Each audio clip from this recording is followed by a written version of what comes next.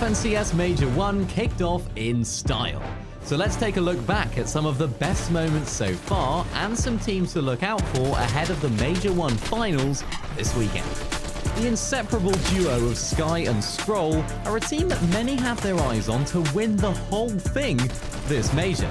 They've seemingly been together since the beginning of time, and although they haven't always delivered on expectations, this season could well be the one they finally reach their potential as FNCS champions. From early game at a likely uncontested north side of Battlewood Boulevard, solid mid-game surge strategies, and end-game consistency, these guys have all of the ingredients for success, so look out for them at the very top of the leaderboards this weekend. I think it's safe to say that the heats in NA Central was quite eventful. Heat 3 really did bring the heat, with two of our best teams in the lobby, Clicks-Peterbot and Peterbot and Poyo. After the first two games, both Peterbot and Clicks were in strong but not fully safe positions. In Game 3, Peterbot made a bold move by landing at Clicks' drop Wonky Land, but Clicks switched to Peterbot's drop at Squibbly Shores. With Peterbot confidently qualifying through and Clicks only just sneaking in at 14th place, it was looking as though we'd see an all-timer Osborne fight between the two of the best teams in the region at Wonky Land. However, Peterbot seems to have claimed his old drop of Squibbly Shores again instead. With that being said, after what happened in Heats, I wouldn't put it past Peterbot and Poyo to try their luck landing at Wonky Land again in the major finals. The last chance qualifier was a spectacle as always, as the final 5 teams on both EU and NA Central booked their seats on the Major 1 Finals Battle Bus. In EU, Lusher and Howley looked primed to take home a win in the very first game, claiming high ground for themselves and looking healthy, until... yeah, that happened. But thankfully, they find themselves in the endgame on height in Game 4, and again are looking to take home the win and soar towards the Major 1 Finals. What could possibly go wrong? Right. Well, that leaves Howley as a solo against the duo on low ground, but he's not giving up that easily. Still on height, he waits for Noms and El Wavy to overdrive grenade up, taking down Noms first, and then hits an insane edit reset play on El Wavy to eliminate him and send his team to the Major 1 Finals. Let's just hope they can avoid fall damage this weekend. Finally, in the very last game of the last chance qualifier on NAC, we got to see an absolutely genius play from Electro to qualify his team through. After spending the majority of the endgame on height, Ult and Electro get surprised by Chaos Gaming and AIM, who make a play for high ground, taking out Ult in the process and leaving Electro as a solo. With the final zone closing and the odds against him as a solo player, Electro decides to use his overdrive grenades to dash into the storm and towards a mending machine at Battlewood Boulevard. With this, he can use his gold to keep buying patch-ups to heal up and survive the storm. Meanwhile, Stiff can only watch on as he goes down in the storm, and Electro manages to literally buy his way into the FNCS Major 1 Finals in style. With incredible storylines and standout plays already unfolding across both EU and NAC, and even more on the line with the Major 1 Summit approaching, the stage is perfectly set for this weekend's finals. You won't want to miss it.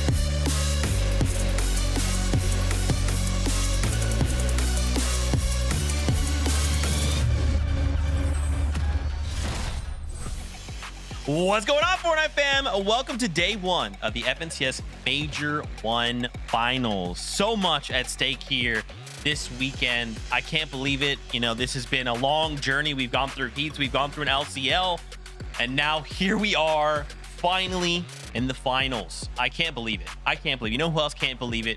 It's your analyst, Kelly Link. It's Vivid. Get them in here. Oh my gosh. Guys, Major 1 Finals. There is so much to compete for, and the fact that there is a summit and qualification to that is looming over, increasing the pressure of so many of these players and tournament. I can't wait. It's going to be a fantastic weekend. How are you doing?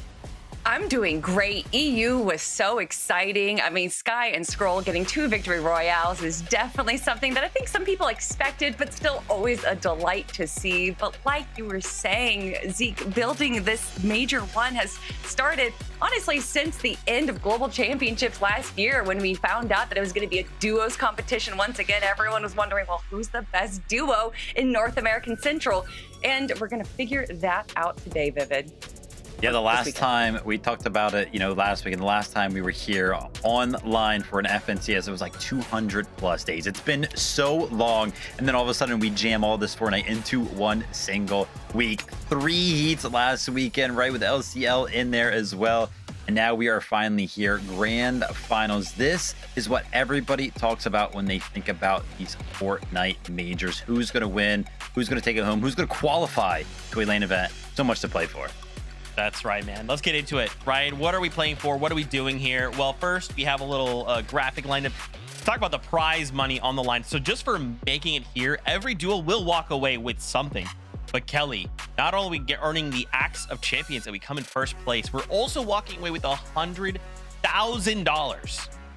Oh, and don't forget the coveted Kelly's Board star. Everyone wants to get the gold star. Yeah. So we got 2 players walking away with those as well. But yeah, the money, the Axe of Champions, going to Dusseldorf. Yeah, those are all great as well. But Vivid, you know, I think that the more that we develop North American Central, I feel like the less it is about the money, and it is more just about the pride, the ego, the status between these players that we've seen develop for years now.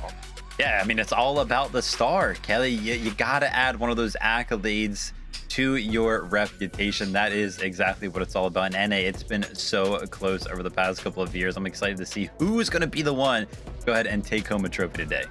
The new and just announced most prestigious title you can earn in Fortnite in general is the Kelly Star. Crazy stuff. Yeah. We also can't forget the top 13 will move on to the Summit, which is crazy. Qualification to Global Championship early through that. I mean, I don't even know what else to say about that. More on that later. For now, let's talk about the format. Something interesting that we've seen, Kelly, is the amount of points earned from eliminations has actually gone up to 4. So I feel like we're kind of saying, hey, if you're trying to be a Slayer, you're trying to get aggressive, you might be rewarded for that. Yeah, with those points going up 25% to 4, it's going to be incredibly different. We haven't seen a Div Cup Finals set lobby in quite a while. So we have either the performance evaluation, we have heat, we have last chance lobby. So we haven't really seen a set lobby in quite some time for that mindset, that aggressive mindset that definitely rewards some of the duos that we're going to be seeing here today. So although it is only a single point difference, Vivid, that 1 point is going to make a huge difference in our lobbies. Yeah, absolutely. The format specifically may be more rewarding in terms of how many points you are going to be able to get. But this is a grand finals lobby. Those points are not going to be any easier to get, even though it may be worth more. It's always scary to see any of these teams kind of play aggressive because no matter who you're going against a grand finals qualifying team. Yeah, that's not what you want to do, right? You suddenly jump into someone's box and you're like, oh, hello, you are equally as good as I am. Just kidding. This is now 50-50. Hope I win. Crazy stuff. Can't wait to see that. Let's take a look at some of the session summary for finals. So we've actually been doing this during the heats and the LCL to kind of break down some of the numbers. We love kind of looking into some of this stuff. Do you guys maybe want to talk us through? I'm seeing one stat that definitely makes me laugh, but Kelly, Viv, break it down for me. I'll let Vivid break down the more important stuff, but what I think was interesting was comparing it to EU's stats. And for EU, they have 462 FNCS appearances, so almost 100 less than what we're going to be seeing here in North America Central. Now, I don't know if that means EU's better or worse or whatever. You can say what you will for that, but I just thought that was an interesting stat, Vivid. Kind of the impact of missing out some big names over there on EU for sure. FNCS titles 32, land wins we got 4. FNCS finals debuts here. We have 31 players who have never played in an FNCS grand finals before today, 31 of them. So keep an eye on them, see how they kind of perform when the lights are the brightest. And Zeke, man, we got 211 years of FNCS experience. I don't know how we did the math on that one, but it's there. And dude, that is a lot of time playing Fortnite. Yeah, shout out to kids for getting us some information. I'd love to see that, but yeah, I do want to kind of double back to that stat. 31 new faces, you know, like you called out. Crazy. Competition has been fierce. There's a bunch of names in even EU that haven't made it through, and so I'm excited, man. We've seen some of these new faces kind of perform in heats. Even LCL, I'm excited to see what they bring here. So speaking of things that are fun, we're going to do something fun here. Wait, fun? Zeke, do you mean... No. Whoa. Whoa, got too real for a second there. We're gonna do something fun. We're gonna do a little quiz. This is kind of taking me back to the drop spot. But here's how this is basically gonna work. We're each gonna have a minute, and we're each gonna ask the other two a question, and you have a minute to answer. Okay, so we're gonna start with mine. Oh. All right, you have 5 options. Most FNCS finals victory royale. Oh. Is it Acorn, Reet, Peterbot, Hoyo, Benno? What do you think?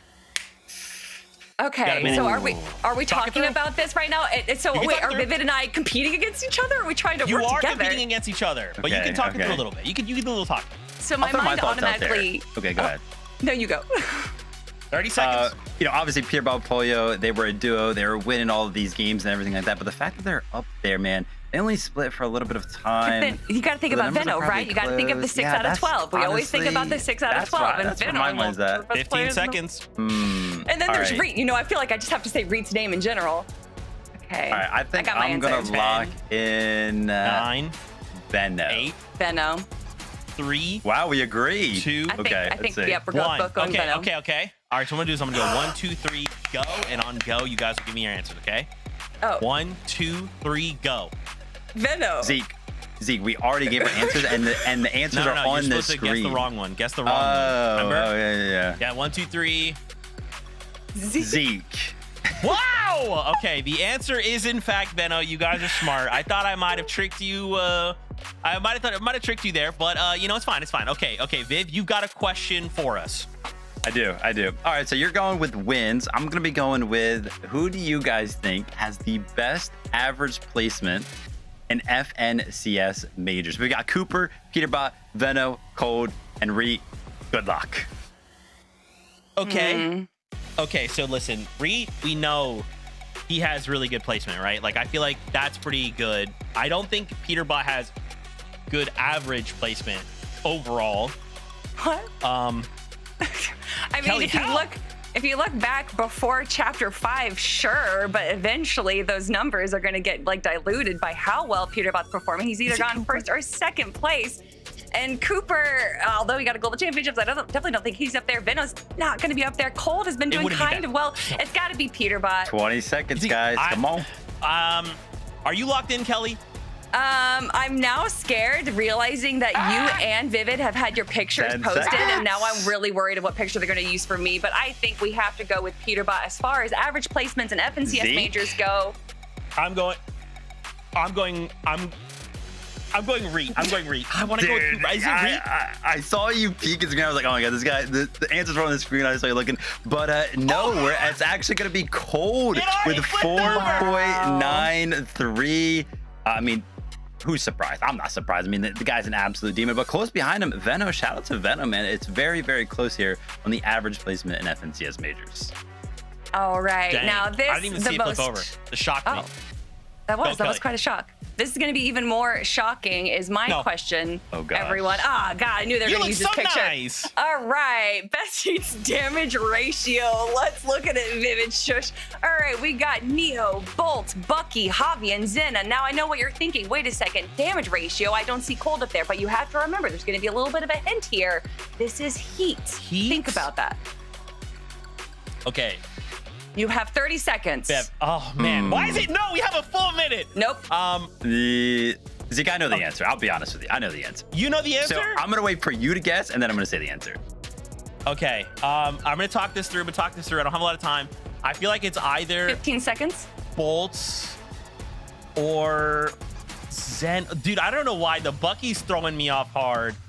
There's no way. Is it Bucky? 5 seconds. Is it Bucky? I'm Not locking in only is Bucky. it Bucky, it's I'm Bucky. with It's Bucky. 15.24 damage ratio. That's right, Cole, get out of here. The big buck is here to show you all who is the best player. And yes, maybe he won without getting that many eliminations in game 1 and heat 1, and maybe that threw off the damage ratio, whatever. But Zeke, that just gets me all the more excited to watch Bucky and Zen compete in this grand finals.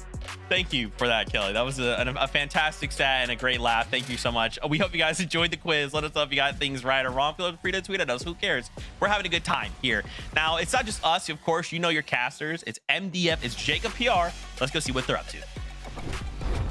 Yeah, but this one is going to be a good weekend. I love that quiz already going to show what we have in store for you guys today. But let's take a quick trip around memory lane. Our last 5 FNCS majors that have rolled around through this competition. And you can kind of see how the point gap has closed each and every single time. Outside of 2025 Major 1, Peterbot takes over 339 and then another 79-point win. Acorn returns with a close 14-point win, then back-to-back wins by 11 and 3 points. Monster, this is just going to show how close each and every single one of these majors have been.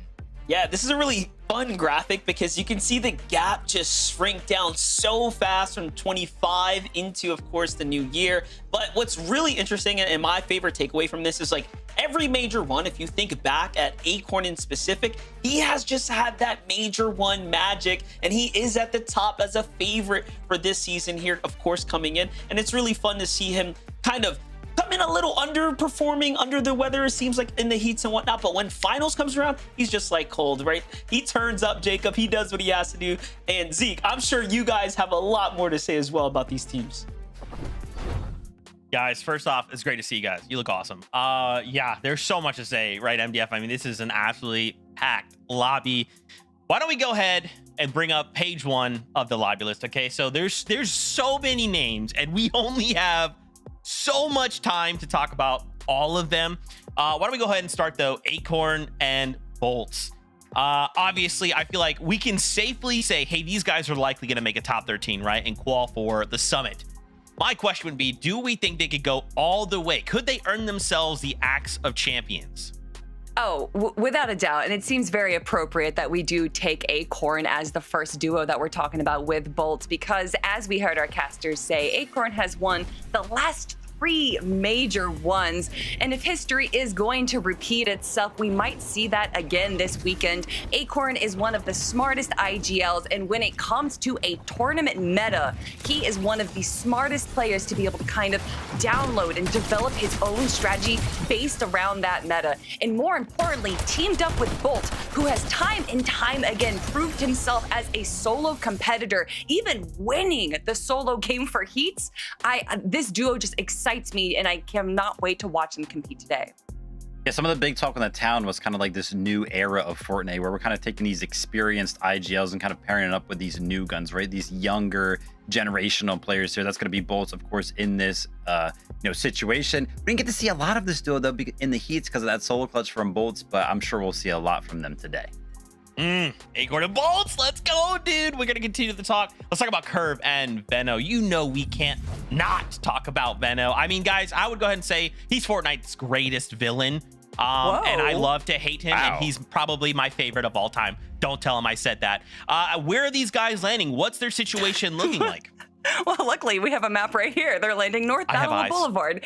Yeah, they've been landing here. They've been having a great spot landing here. Venno coming over from EU, kind of halfway through the chapter so far, joining up with Curve. And honestly, once again, we're talking about these veterans picking up these newer players. And this has been an incredible pickup. A lot of the success that we've seen from them during Heats was from early eliminations due to having a contested South Battle Boulevard. Obviously, we're not too certain of the situation that's going on right there. So I think that might be a big question mark on how they're going to be handling kind of Storm Surge, because they've had a strategy in mind so far. But Vivid, they do still have some contested teams to the northeast of them. And it's Venno, it's Curve. If anyone can figure out a solution, it's them. Yeah, absolutely. I'm sure they were kind of thinking some stuff up, especially throughout the day, trying to figure out what they were going to do. But we just kind of found out, or at least I did, Venno, the player with the most wins throughout FNCS. So we cannot count this guy out. And again, one of those duos that's kind of finding themselves in the hat of names that people are kind of predicting in the community to go ahead and win this FNCS. So would not be surprised to see them doing well throughout the day. Dude, I'd be so down if Venno won. That'd be sick. Okay, all right, let me calm myself down. Let's go ahead and talk about another duo, Cold and Rapid. These guys are landing over at Dark Dominion. So again, I guess to pose the question, do we think they can walk away with the Axe of Champions? I feel like a top 13 is a no-brainer, but where do we think they're going to end up on the leaderboard? I just have to know how Cold woke up this morning. I feel like understanding what breakfast he ate will give you a better answer onto how he's going to perform compared to any kind of stats we could bring up, because he could literally not play for 3 months, load in for one tournament, and still walk away in top 5.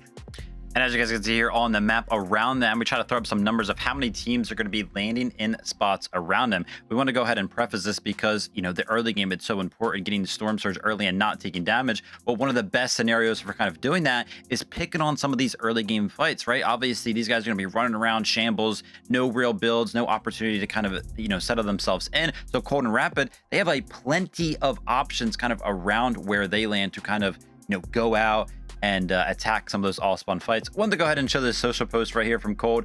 First game on, first one off, lab in grands. I love Cold so much because he just takes so much pride in being the player that is just so happy to play the game the absolute least. He was like, listen, I want to jump on, I want to win the first game, I want to be done for the day, and immediately posted it on socials where, usually, Kelly, we have this conversation where it's like, wow, maybe some of these teams in this format don't actually want to win one of the games because they want to play out, they want to get more practice. Cold, nah, he will take the early win every single day. And it's crazy too, because if you watch this game, they all, by all means, should not have won it. They were below Storm Surge in Zone 7, Rapid revived Cold in Zone 8. But when you have both of these players on the low ground and they're able to get refresh after refresh, elim after elim, it is only a matter of time before they walk away with the win. So Cold and Rapid right now with those 4 FNCS titles, all under Cold's name. Rapid looking to add his first one and doing it from Dark Dominion. Zeke, they might actually do it. That's so sick, man. Center of the map. It's looking good. Okay, let's bring up that lobby list one last time. We got to show you page 1 and show you kind of the first half of that lobby as we flip on over. We've got one more duo to highlight before we get to some other news. It's Agers and Ritual over at Sandy Strip. I mean, look, we are all Ritual stands. We are all Ager stands. Seeing these guys come together has been a dominant force. How do we expect them to perform here? Obviously, the heats and even play-ins, like obviously different contexts. In finals lobby, though, what are we thinking? I mean, since the start of this chapter, Agers and Ritual have been one of the most, if not the most consistent duo, with their worst performance in a Div Cup Finals being 10th place. They are constantly in the top 3, and more so, they're constantly leading the elimination leaderboard. On average, they have more eliminations than Peter and Poyo when it comes to the Div Cup Finals. And we know that eliminations are worth just a little bit more in the grand finals, rewarding their playstyle of being consistent and also getting eliminations. When we look at duos, Vivid, we tend to kind of see them favoring either consistency or these pop-off games, but Agers and Ritual can do both. Yeah, absolutely. Obviously, we know Ritual had a lot of the limelight last year, but Agers also had a very good year as well, right? First, fifth, and second in FNCS finals for him. So yeah, this duo kind of coming into this year, I feel like it is a strong one that needs to be looked out for. And that refresh heavy style gameplay that we're going to be seeing in the end game from these guys, yeah, I think it could work very, very well. Dude, I'm telling you, it sounds like it's not a lot, right? One more point per elim. It's not crazy, Zeke. Just wait. Just wait. Okay, I said we would talk about other news. Let's go ahead and get into it. We talked about this back in heat number 3, and that was a rivalry. Clicks versus Peterbot. We got a snippet, sneak peek back in heat 3, but here we are again in the context of finals. Talk to me about this matchup. You guys have a ton of information to share with the Fortnite fam.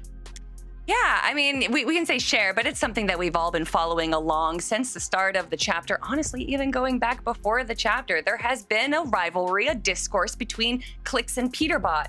And regardless of how you feel as players and competitors, they have honestly been carrying North American Central as far as entertainment goes. And that peaked during the heats when we saw Peterbot during heat number 3 tweet out that he was going to be landing Wonky against Clicks and Higgs. And Vivid, we saw how that worked out. Yeah, absolutely. Obviously, they were already kind of qualified through heats at that point, so they decided to go ahead and change drop spots, and it looked like they were going to be completely committed to it. They even went ahead, took some time out of one of those heat games, and made sure they put their initials up there on top. Peterbot and Poyo were very interested in kind of taking over Wonky in finals, but Kelly, that didn't really last long. No, because as we would think, it's Clicks and Higgs. They're not going to be backing down. They're not going to be giving up. And so they posted themselves a tweet saying Wonky in grand finals. And in fact, in a follow-up tournament that we got to see from them, we actually saw Clicks and Higgs go up against Peterbot and Poyo. And in the first few seconds of that, it looked like it was going to be going into the way of Pete and Poyo. Higgs actually getting knocked off the mountain and getting eliminated right away. But it is Clicks. He knew that this was it, do or die. If he was going to be holding Wonky Land, it had to be now. Getting the 1v2 against Poyo and Peter and claiming the spot for his own, sending them back to Squibbly. To me, Vivid, that is what Fortnite's all about. Yeah, and you can see here the message was clear. We know what you guys did. Look at this. We're going to be putting our initials on top of the drop spot.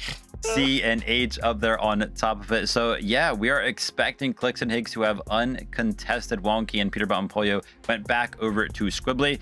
Big talk of the town though, right? The comparison between the two FNCS finals appearances is going to be pretty similar. The experience is going to be there. The FNCS titles is where we see the largest gap in this comparison. 10 FNCS titles on the side of Peterbot and Poyo, and then 0 on the side of Clicks and Higgs. But that's what he is all about right now. Clicks is worried about one thing and one thing only, and that is an FNCS win. Oh my gosh, it's happening, guys. It's happening right now. I cannot We are so close to kicking off finals. Man, to see these guys go head to head. I mean, I don't know. Do we think this is it? Do we think this could be the one, Kelly, Viv? We could finally see Clicks walk away with that title? Is it gonna, or is it just gonna kind of devolve and become like, hey, you know, we have a tournament going on, but we're just gonna come over here, we're gonna fight it out every game, and then whatever happens in the tournament, whatever. You know, there's so much you can say about Peterbot and Pollo, so many accolades you can give them that we really don't need to kind of prove their worth, their abilities. We saw the FNCS titles that they have. We saw the appearances, how many times they're getting top 5. But for Clicks and Higgs, and they don't have that FNCS title, that is the big story. It is the David versus Goliath. Are they going to be able to take down the demons of North American Central? And I think as far as we have ever seen Vivid in the last few years of competition, as soon as this kind of rivalry has started, that this is the best that they have ever looked. And personally, over the last few days of scrims that we've seen, their adaptation to how they're holding high ground, even though it's early, and I know we don't like that, with these kind of little adjustments that they're doing to hold high ground have really been impressing me.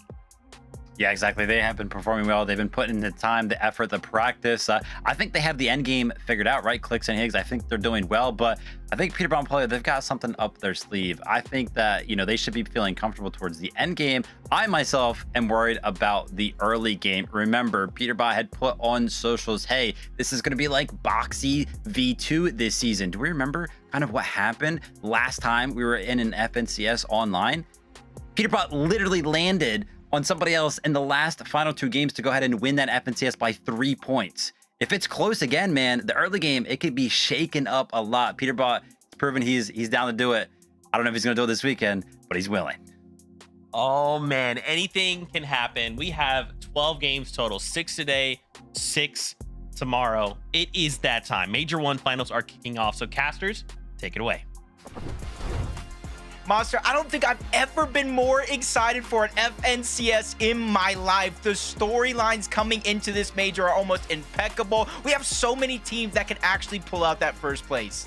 Yeah, that's right, and the tension is starting to heat up. You know, competition on EU has always been known to be phenomenal, but there's something about the aura on NA that the entertainment is literally peak, and of course it comes down to the rivalries and the bar Peterbot has set for the entire region. But now again, for others, it's about that legacy, right, Jacob? We want to see who, of course, is going to be the first Major 1 champ. Yeah, will we see somebody return to their former glory, win another FNCS for their accolades? Maybe a first-timer like Clicks and Higgs could win, or maybe, Monster, maybe in a dream world here, one of our first-time finalists can end up with an FNCS champion. Either way, there's still more than that up for grabs because there's 13 spots for the Major 1 Summit LAN. And yes, you guys heard that right. The battle bus is ready. Let's get into the Major 1 finals. This will be the most intense Major 1 that we have ever had in the history of Fortnite, because 13 teams will be going to a LAN event to try to fight their way for a global championship spot. And not only that, we of course have legacy on the line. And what better region than NA to really be the cherry on top? Yeah, I even got the history we were breaking down with Acorn in Major 1s. For some reason, the top of the season is the one for him. Peterbot and Pollo, not too different. I know we know them to land at Squibbly Shores, but they make a short pit stop here at the gas station. They get the instant slurp truck, so that way they can utilize shields later on in the game. Clicks and Higgs, no surprise contested fights for them. And honestly, there were a few teams for both Squibbly and Wonky Land that were kind of teasing. Maybe we drop over here. Maybe we contest. They have landed here through the play-ins and heats, so wouldn't be crazy, but it's glad to see our 2 top teams here uncontested. Clicks and Higgs have quite literally gone through a Ferris wheel of emotions just to get their draw spot confirmed to themselves. For others, not so much of the same story here for Avenger and Sniper Dude. You can see they get a little bit of a contested drop, landing investing Drew here, and Chris, who we've seen had a fair amount of success coming out of the heats as they were one of the consistent mid-game teams. But give that a second. Let's jump in with Ulk and Electro here. This is a pretty interesting fight at the Battlewood. Yeah, and it was actually a huge moment for Electro, at least qualifying through the last chance qualifier just to get here, an amazing clutch. And I know we all see the vending machine plays, but the fashion in which Electro was able to clutch it out, but it never gets easier, does it, Monster? Contested side south of Battlewood Boulevard. Luckily for them, they're not necessarily fighting it out for the elimination. They're just simply trying to get loot, maybe some extra surge before they continue on with the rest of the game. But not all fights do end up that way. Skittler does get an early game elim onto G Money, which kind of brings it down to a 1v1 on that side of the map. We'll play for Skittles to go and clutch that one up and at least keep himself in the game here. Curve and, of course, Veno, though, eyes are on them to the north side of the Battlewood Boulevard. So already the story's unfolding. The drop maps teaser is true. There's roughly 3 teams in this area. Now, Battlewood Boulevard, if you have the northern side, is big enough for the 2. However, we will see most likely different clashes go down there. So we'll see how Veno and Curve kind of hold it down for Mako and Blinks. This is one of the more scary parts of the map, right? We've seen a lot of lurk plays in the heats here, so everyone's got to be careful. Yep, they get that unstable molecule underneath, which kind of unlocks that rare chest there. Seeing it's going to get a little bit of a boost to his loadout, being able to trade that twin mag SMG for that assault rifle.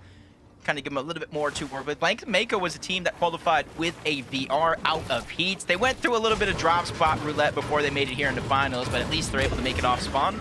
Aegis and Ritual, a lot of our early game here, Monster, is kind of business as usual for Aegis and Ritual, uncontested over towards Sandy Strip. And the thing is about them is typically they would use that blob, launch themselves off to try to third-party somebody. A lot of the surrounding lands for Aegis and Ritual in this game, number 1, are going to be uncontested as well. It's going to be interesting to see how they get their surge.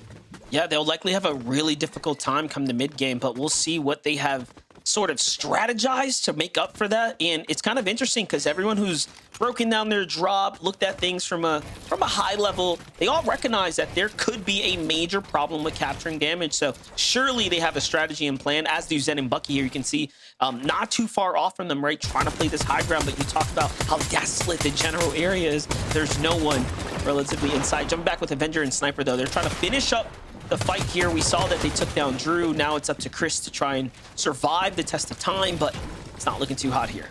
Yeah, Chris is going to do a good job here of stalling this one out, drawing time, but the more time it takes, the more resource you kind of burn through here, especially with both players just trying to spray their way into the box, getting you to use your material. Chris is still doing a good job of just all this time that he's wasting here for Avenger and Sniper, because even if they do win this fight, you got to start to calculate how much damage Chris was able to fire back, where that was Storm Surge, all the materials and resource that he did get him to wait. You know, he's still not going to go down without a fight, but unfortunately, no resource, no teammate, no chance to get back into this game. And you put a lot of counter damage back on both sides. I'd be surprised if they come out overly positive there on the net surge damage. Blake and Preston on the other side here, also in a bit of a scramble. Minish and Javi seem to get away with the advantageous exchange there.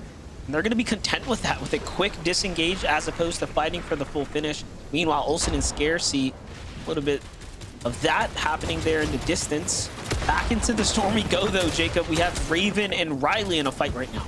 Yeah, it's Raven and Riley here were a good surprise, a pleasant surprise making the grand finals. It wasn't necessarily through a VR, but it's how consistent they were in a tournament in heats. Let's see if they can keep it up here. It does look like they're doing a good job fighting against Dozier and Ishu, who have been consistently getting better week after week. They placed in the top of some of these tournaments, not necessarily first, but it shows that they do have the blueprint. So for CDZ and Raven to be able to fight the way that they are and putting up a good fight, kind of forcing Dozier and Ishu to struggle just a little bit, is a good sign of things to come for a team that is this young. But you can kind of see a lot of what they have in the inventories from both teams' perspective. And for Raven and CDZ, they're officially on a clock here. Yes, they have gold. They could go south to the vending machine, but in terms of being in this fight, they don't have a lot of time. Yeah, 2 of the 31 players making their first FNCS Grand Finals appearance here today. And CDZ and Raven actually opt to disengage here. Very smart play by them not to kind of do it here in the storm like you talked about. That clock, that timer is on. And the damage does tend to rack up. We'll end up catching back up with them. Back on over to Taki and Seek, though. This is of course, very much experienced team when it comes to these finals set lobbies. And I think Kelly said it best at the top of the show. You know, it's been a few weeks, it feels like, since we had a real kind of representative set lobby of this caliber. So obviously leave it to grand finals to give us a real look at some top tier competition. So far, you see a lot of disengages, Jacob. Players are treating this like a finals as we would normally expect, and the player count is showing it. 84 still standing here now.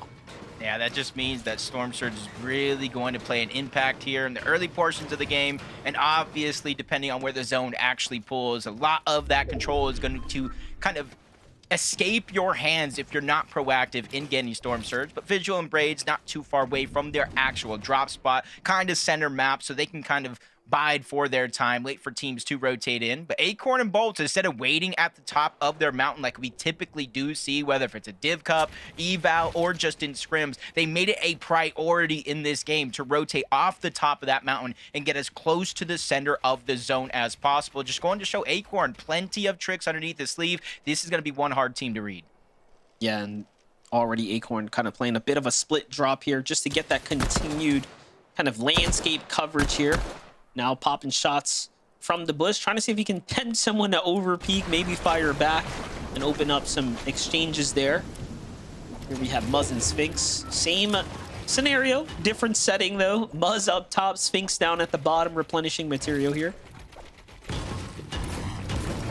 It's just going to be tough for teams like this. Sphinx and Muzz, Aviv and King, kind of two different smaller surge bases over at Sus Studios. When teams see that in the distance, they're going to try to stray away from rotating in that direction.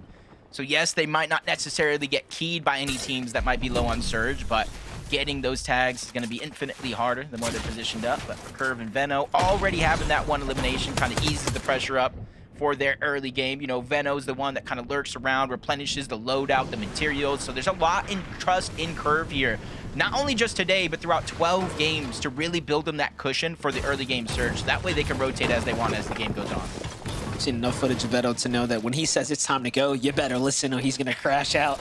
So we'll see if Curve can keep up, because now it's finals time, and this is where the pressure does start to set in for some of our younger competitors. Remember, we've been touting this whole conversation around this is the time for the new age.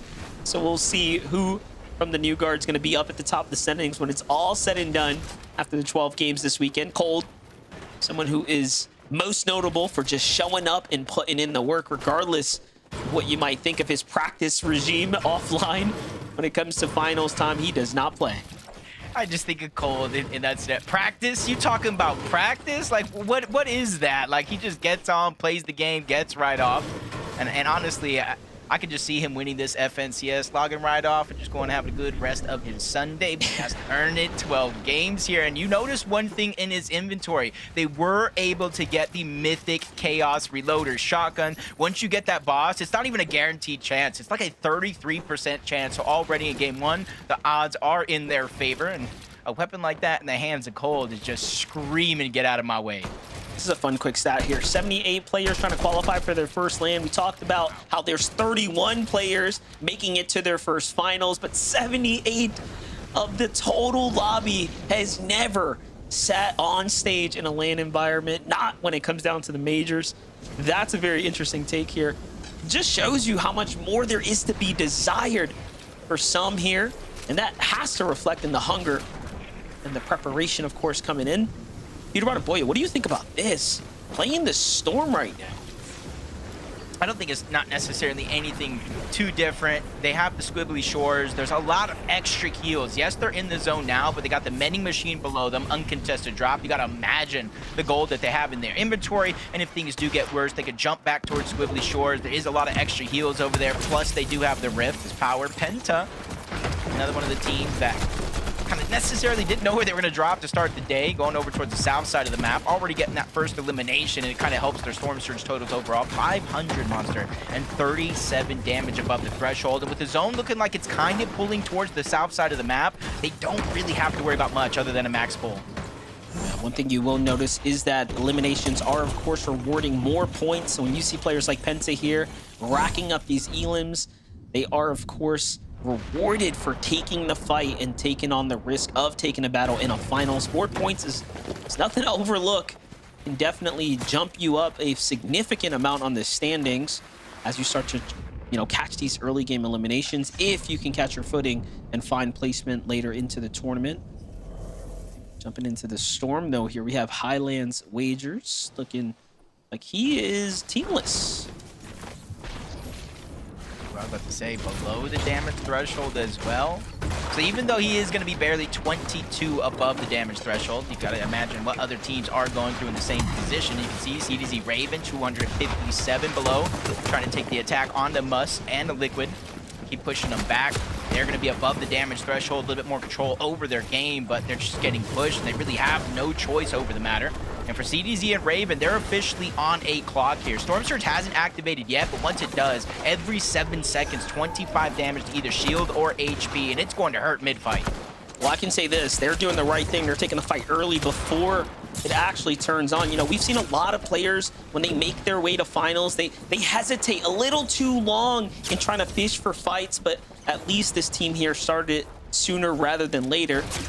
But not finding that damage on time. You can see already the Surge starting to do exactly what it's supposed to. Meanwhile, Raven misses a very important shot. Very well literally be a game-changing shot. Oh, no. Right back in for seconds, but he eats just a little bit too much damage. Storm Surge ticks again, and instead of going down, if you guys get ticked by Storm Surge, you get actually eliminated. That puts so much more pressure onto CDZ here because he has to worry about over 200 damage, maybe getting his teammate back, and then resources on top of that while still rotating to the zone. It's not going to be in a great position here to try and out heal it. You see 79 players still left alive, so even if he survives this one, he's going to be below in the next zone as well. Yeah, you saw there in the side-by-side, Osid finishing up Blake and Preston as well during that Surge exchange, so a lot happening here faster than we can even watch everything unfold. For CDZ, though, pressure is on. I do find it interesting that they went for leaving Raven behind the fight, and then CDZ trying to play for a position in the zone, but look at that. It's even now not going to play off here. Threats, who, of course, has found himself here in the finals, now finds a nice elimination there, and they're above the Surge, so extra damage, giving them that little bit more cushion here. Jacob is going to make the best of this game. Yeah, and already I'm seeing another Mythic Iron Pump shotgun, and already Fortnite's saying, hey, we're going to give everybody as good a chance to get the best loadout as possible. Alongo and Lulu trying to make it in from outside of the zone. One of them gets cut short. 171 above the damage threshold. Lulu's only worry is just trying to survive, but I said that maybe a little bit too soon. 16 below. Trying to say a prayer here to try to survive because they're right next to another team with a rotation to go, and you can see in the mini map that side of the zone is looking more and more stacked with each passing second.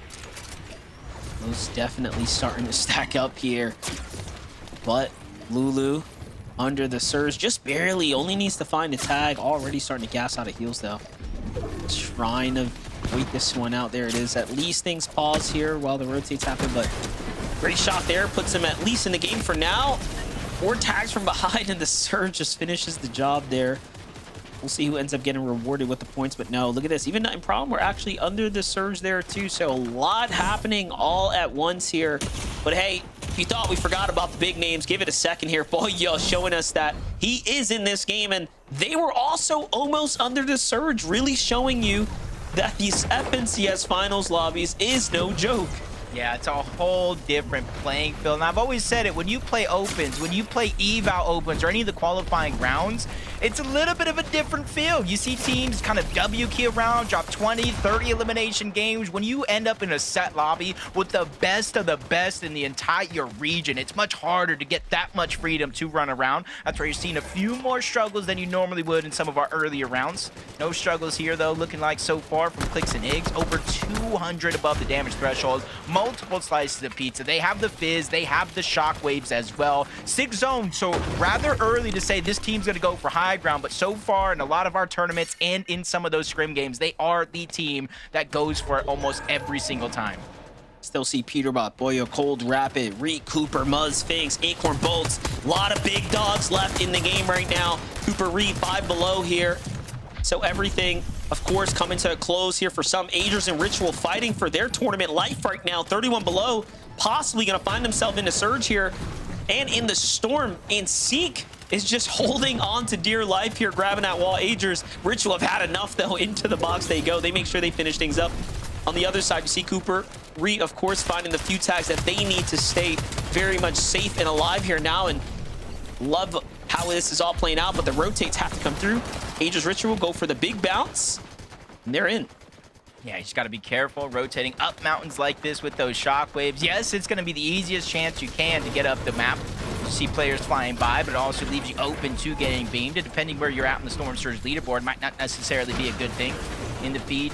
You kind of see Rezi going down, Light falling. Higgs is able to get an elimination onto Zen as well. So rotating is never easy for anyone. That's why it's important. That's why you see Cold and Rapid making the rotation early. That allows them to look back at the side of zone and kind of pad that cushion when it comes to Storm Surge. Actually, like Clicks might have got the knock and Higgs with the finish right there. So that's a real interesting pickup. But look at this. Cooper lost on the rotate here. Reet and Cooper have to play hyper aggressive. They are continuing to flirt with that line, and now it's all come to catch up. Cooper no longer in the game here. It's all up to Reet. Misses a few shots, but finds a couple onto bolts. All right, this is going to keep him closer and closer to being safe, but he is still not safe just yet.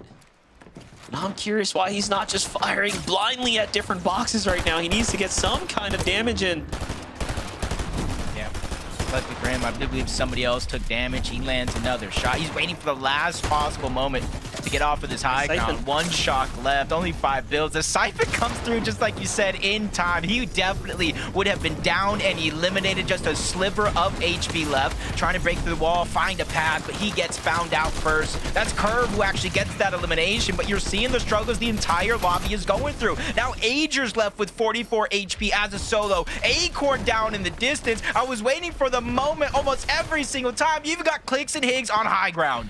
Clicks Higgs playing for high ground, overdrive shocks to go ahead and secure the next positioning over. And of course, you got to start pressuring those second layer teams here. A lot of ammunition in Clicks' loadout. Take a look though, Boyo, Peterbot continuing to do what they do best, and they actually find Acorn on the rotate right there. Another favorite down here. But of course, it is not over yet. I still see Bolt standing. I see Rapid there in the distance too. Let's see what Bolt can do by himself. Of course, playing for a machine there, trying to get some extra heals to buy himself some time. And this, Jacob, is where all the big positioning points, of course, start to add up. So I don't hate that play at all. Now, it's sometimes the necessary evil in a game like this, but he's given himself a second opportunity in this game. And we've already seen in the qualifying rounds him slip into a victory royale as a solo. This is another big moment and chance to do that. Peterbot Poyo jumping to the front side of zone, not ready to contest the high ground just yet. You can see that Clicks and Higgs have that one locked down, taking turns, shockwaving to the front, reclaiming high ground so that way they can try to save as many materials as possible. You can see nobody's really even getting a chance to look up. And they're doing it perfect. I love the shockwave to shockwave positioning, repositioning there. Like you said, saving material. This is not something we saw any other team employ in the heats. Most teams, of course, opted to just do the traditional tarping across, but Clicks and Higgs using that very critical movement mobility here early to just conserve some mass. You gotta love it. And already it's paying off, but look at this. Peterbot and Boyo on the bottom right have not stopped their just reign of terror on the low and mid ground. Meanwhile, Muzz and Sphinx find their very important siphon as well to stay in the game. Sphinx gets the mats there too. Finally though, Peterbot goes for high ground and it's coming to a crash. Yeah, tries to chop him down, but Clicks Higgs quickly get wind of that, try to attach themselves, and now they're shockwaving over. They said, if you want high ground, come take high ground, and now they're beaming up from above. The Thunderburst just melting through those materials, but Peterbot and Poyo, they go up yet again. Distractions allowing for Poyo to do this, attacking from the side, but he's realizing without build, he cannot continue to put down that pressure. Peterbot feels it as well, but he goes down to a beam, an attack that's going sideways. Peterbot needs to be able to clutch up with an elimination onto Cold. That might be step one. This is what Boyo's been doing all week long. You know, it's so incredible to see Boyo continue to clutch from the heats now into the finals when it matters most. Clicks is going to go down, and it's all up to Higgs on the high ground. So we got solo Boyo down low, playing the Disruptor. He goes down, and just like that, it's only up to Higgs up top. Still, though, Muzz Sphinx in the game here. Higgs still has a bit of control, but no more materials, so it's just a countdown now to see how long he can survive.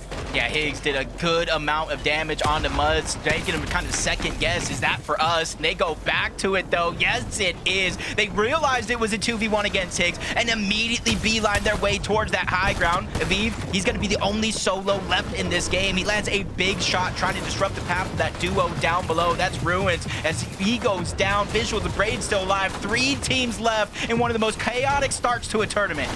gifted with a random med kit there. Still have a pizza in the loadout. They do have a win condition opened up. Muzz and Sphinx, we didn't see any white heals on them. So this is going to be an all-out filthy clash on the low ground. Braids and Visual still in the mix here as well. This is a team that has, you know, again, no strangers to victory royales in these set lobby settings, but look at this. High ground's got a bit of a disruptor coming up. Sinwash says, you know what, I'm gonna go for height instead of low ground, but as he comes down, Visuals, Braids gets gifted with a little bit of a refresh. That might be just enough match that they needed there to stay in the game.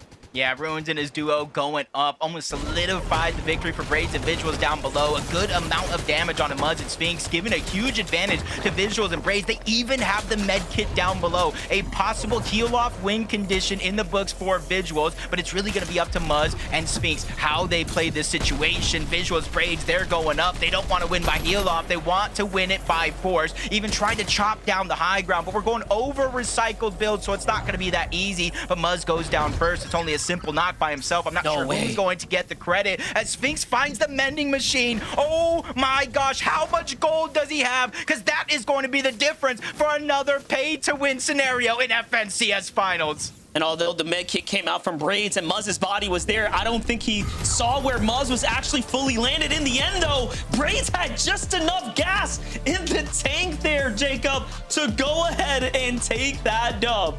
Yeah, just the difference maker right there from actually using the patch up and maybe getting some med kits out of it. But Visuals and Braids win game number 1 and start FNCS on fire, Zeke.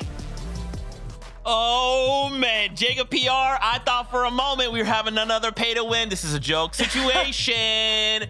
Whoa, Visual and Braids come out with the win. To think in that situation, obviously, like, they don't know. But if they were to go back and say, like, oh, they were on that mending machine, they just ran out of gas, they didn't have the gold, and now it's enough to get a victory royale in game number 1. That's huge, Kelly. That's the kind of momentum we need.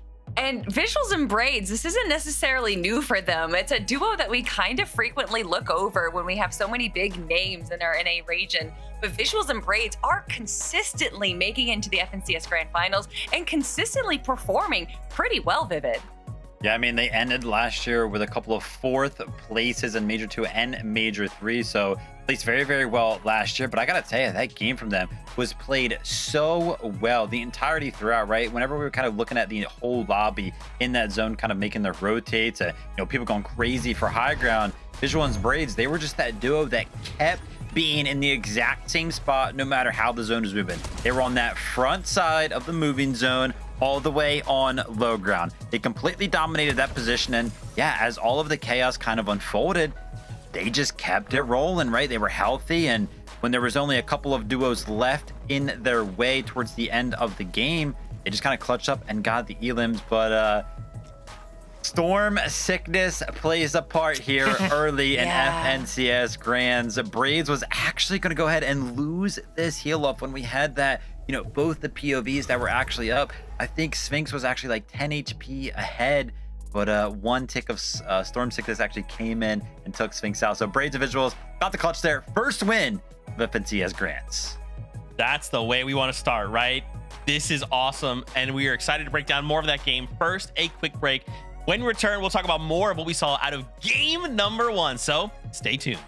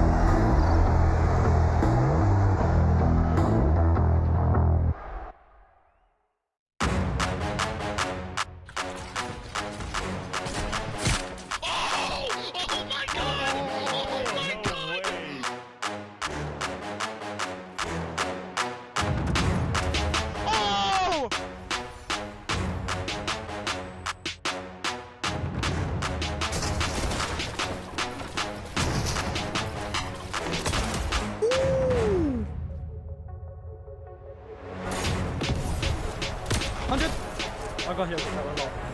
I'm popping in med bit. Wait, short. Got 6 build? No, max up. Wait, if you're mid, play. 100! 100! Oh my god! Oh my god! And I don't know how to feel about it. You're not used to losing. Getting beaten? Not like this. These players are just so locked in. Could it be the milk? It's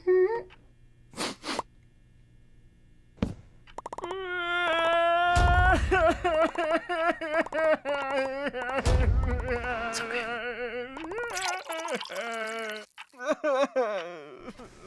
Stay there.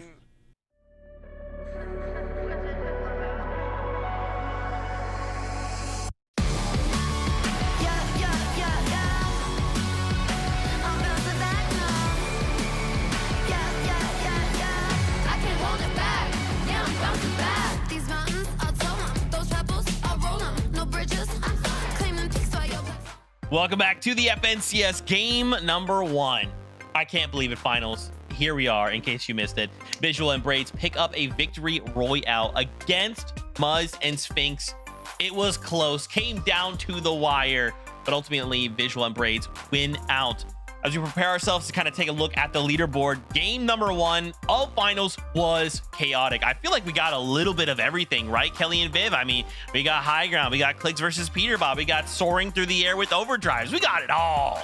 I mean, if you actually rewatch our show open, we actually showed high ground with Clicks and Higgs going up against Peterbot and Pollo, and it was very reflective of what we just saw at the end of game 1. This is clearly a strategy that not only Clicks and Higgs had in mind, but Peterbot and Pollo as well. They kind of read Clicks and Higgs, knowing that they were going to take height early, and you saw that when they kind of went for height, Vivid, they didn't necessarily go for height. Instead, it looked like they were going for Clicks and Higgs. Yeah, exactly right. At one moment, it kind of looked like they could have just kind of like walked up, but they were going instead for the fight, like you mentioned. And this was kind of crazy. Like watching these two duos kind of go head to head for the high ground. It looked like you would try some of this stuff in like a scrim game as opposed to like an FNCS grand finals lobby for game number 1. Like they just kept going up and up and up and trying again and again and again. And, you know, listen, I had a little, like, a shower thought, I guess you could kind of call it, after watching EU Grands and how kind of successful some of the teams were by not playing for high ground. And my immediate thought was, I was like, man, I kind of hope that Peterbot and Pollo are kind of like the team on NA that we see just not go for high ground and kind of concede it. Because if you take a look at the position that they were at in game number 1 before they went for high ground, they were so healthy. They could have just kept going with the flow, you know, playing their mid-ground layer. They had 6 eliminations. They were fine. And instead, you kind of get the situation where they go for height, they take the 2v2, and both Clicks and Higgs and Peterbot and Pollo kind of, as the dust settled, neither one of them were in a good spot. Just terrifying visuals there from the high ground. But I mean, you know, Viv, I'm here for it. I'm here to see these two duos go head to head. That's what I'm here for, man. Excitement. Also, I have to highlight there as well. I mean, Muzz and Sphinx ending that and almost winning it out, right? Storm Sickness kind of being the decision maker there. Love seeing this strong start. There we go. Out of Muzz and Sphinx. This is how I'm excited to talk about Muzz. Can you tell? I can tell. But excited to see them. I mean, who doesn't stutter when we talk about Muzz? I mean, there's a reason why he's our international player. Go! But Muzz and Sphinx, once they had the high ground, it looked like it was going to be their game. But honestly, I think it's less of what they did incorrectly and more of the fact that we had Braids on the low ground getting some eliminations from that other team down below, obviously getting shockwaved into the storm is not going to be the position that you want to be in for Muzz. But Sphinx here, you can see the electricity, meaning that he is going to be taking that storm or storm sickness. And unfortunately, that was going to be the difference maker for that victory royale. Yeah, that overdrive grenade might have been the actual difference maker there, right? If Muzz was actually in a position to go ahead and stop some of that heal off from Visuals and Braids, could have, you know, helped Sphinx kind of clutch that one up. But hey, first game of Grands, a little bit of jitters, would not be surprised. Taking a look at the leaderboard here, though, our top 10, kind of what we expected, right? Cold and Rapid find themselves in 6th place right there. Didn't really see too many like highlights from them, but obviously made it into the end game, you know, far enough to still be placed up pretty high. Cold and Rapid sticking to the low ground, as we know that they love to do. But as you were saying, not necessarily the game that they probably wanted from game number 1, but still getting things warmed up right now. We do kind of expect a little bit more aggression coming out from them. But I think everyone was kind of just trying to feel out how the low ground was being played right there, because there was a lot of chaos going on. And Cold, you know, he did what he could, and still, as a solo player, of course, he's getting elim and refreshes, but eventually that was going to stop, and still in the top 10 right now. Still, you know, game 1, Vivid, there's still so many more games. Zeke, you're freaking out right now. What's wrong? Zeke, that moment, man. That's one of those moments where Cold was probably like, yo, Rapid, what happened? He was like, dude, just don't. Just don't. Just don't. No, just don't. Listen, everything's fine, right? That was just the first game out of 12, right? We have 5 more today to kind of cement ourselves and prepare ourselves for day number 2. So for now, we take a step back, we chill, right? But why don't we go get some more action? Why don't we go over to the casters for game number 2? Yeah, we definitely want more action all over this. Game 1 proved to be exciting already. Clicks and Higgs on the high ground. I didn't think too many teams would contest them until Peterbot and Poyo did it not once, not twice, but it looks like 3 times in a single end game. Yeah, and they definitely were trying to go for the fight, trying to secure eliminations as opposed to just building over them and kind of keying up, locking up the positioning. No, they wanted to contest anyone who was willing to go for a victory royale in that game. You got to appreciate that. One thing I did notice about Clicks and Higgs' early game was that they seemed to be very well off on Surge in comparison to a lot of the other top teams we tuned in with. Now, this could be due to zone factors. It could be due to other things. We'll see, though, Jacob. They can keep it up. Yeah, we saw a little bit from Peterbot and Poyo, a little bit from Agers and Ritual, that the Surge plan may not have been going according to usual. But game 2 is here, plenty of time to change it up, so let's jump into it.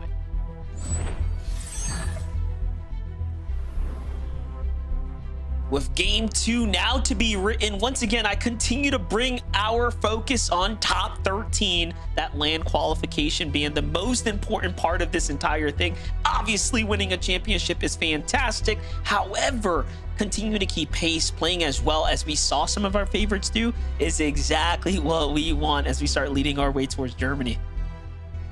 Seeing if anything kind of switches up too much here. This is one of those spots we saw was going to be possibly double contested, triple contested, but this is the thing. When FNCS does roll around, those drops only mean so much because, hey, you might have a little bit of an inkling. You might want to drop somewhere else. Maybe you play roulette to try to keep teams surprised just a little bit. G-Money Magma got a whole range of space uncontested. Down low towards the south is going to be another team, and right towards the north at Dark Dominion is going to be Cold and Rapid. So even though they have space in this early game monster, it doesn't mean it's always going to stay that way. Yeah, I saw in the feed, really curious about what happened there with Paper. Maybe we can get a highlight from the House of Sales or something like that, but we'll catch up. A lot of fall damage happening all weekend long. We've just kind of seen it go time and time again. But G-Monster Magma, you can see splitting loot across one another as well, throwing heals, etc. Now we jump in with 7 Naves and Tex here, sitting above the fight that's about to go down with Noisy and his duo down low. And then you have this lurking team here to the north in the Aviv. Towards Studios, Aviv doesn't usually travel too far away from his drop spot. Almost everything you need, from brick, metal, wood, and even a mending machine. For Naves and Teeks kind of landing in the open, split drop. Got to make sure not to get pushed. Teeks looking like he was almost getting approached there for a moment. And this is kind of an interesting decision for Teeks and Naves in this split area because they don't really have a lot of extra heals. They don't have a ton of materials. And now they have to go elsewhere. But you can see how contested the surrounding land it actually is. This one is not going to be an easy early game for Teeks and his duo. Things are going to settle out there. A little bit positive damage, though.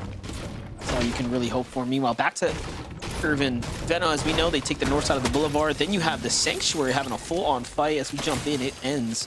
Void, Zifta there. Finish this one up pretty quickly. They have attracted a couple other duos here to the sounds of the battle, but not near close enough to go ahead and jump in and add any influence. So nice little 8-point swing here for Voids and Zifta.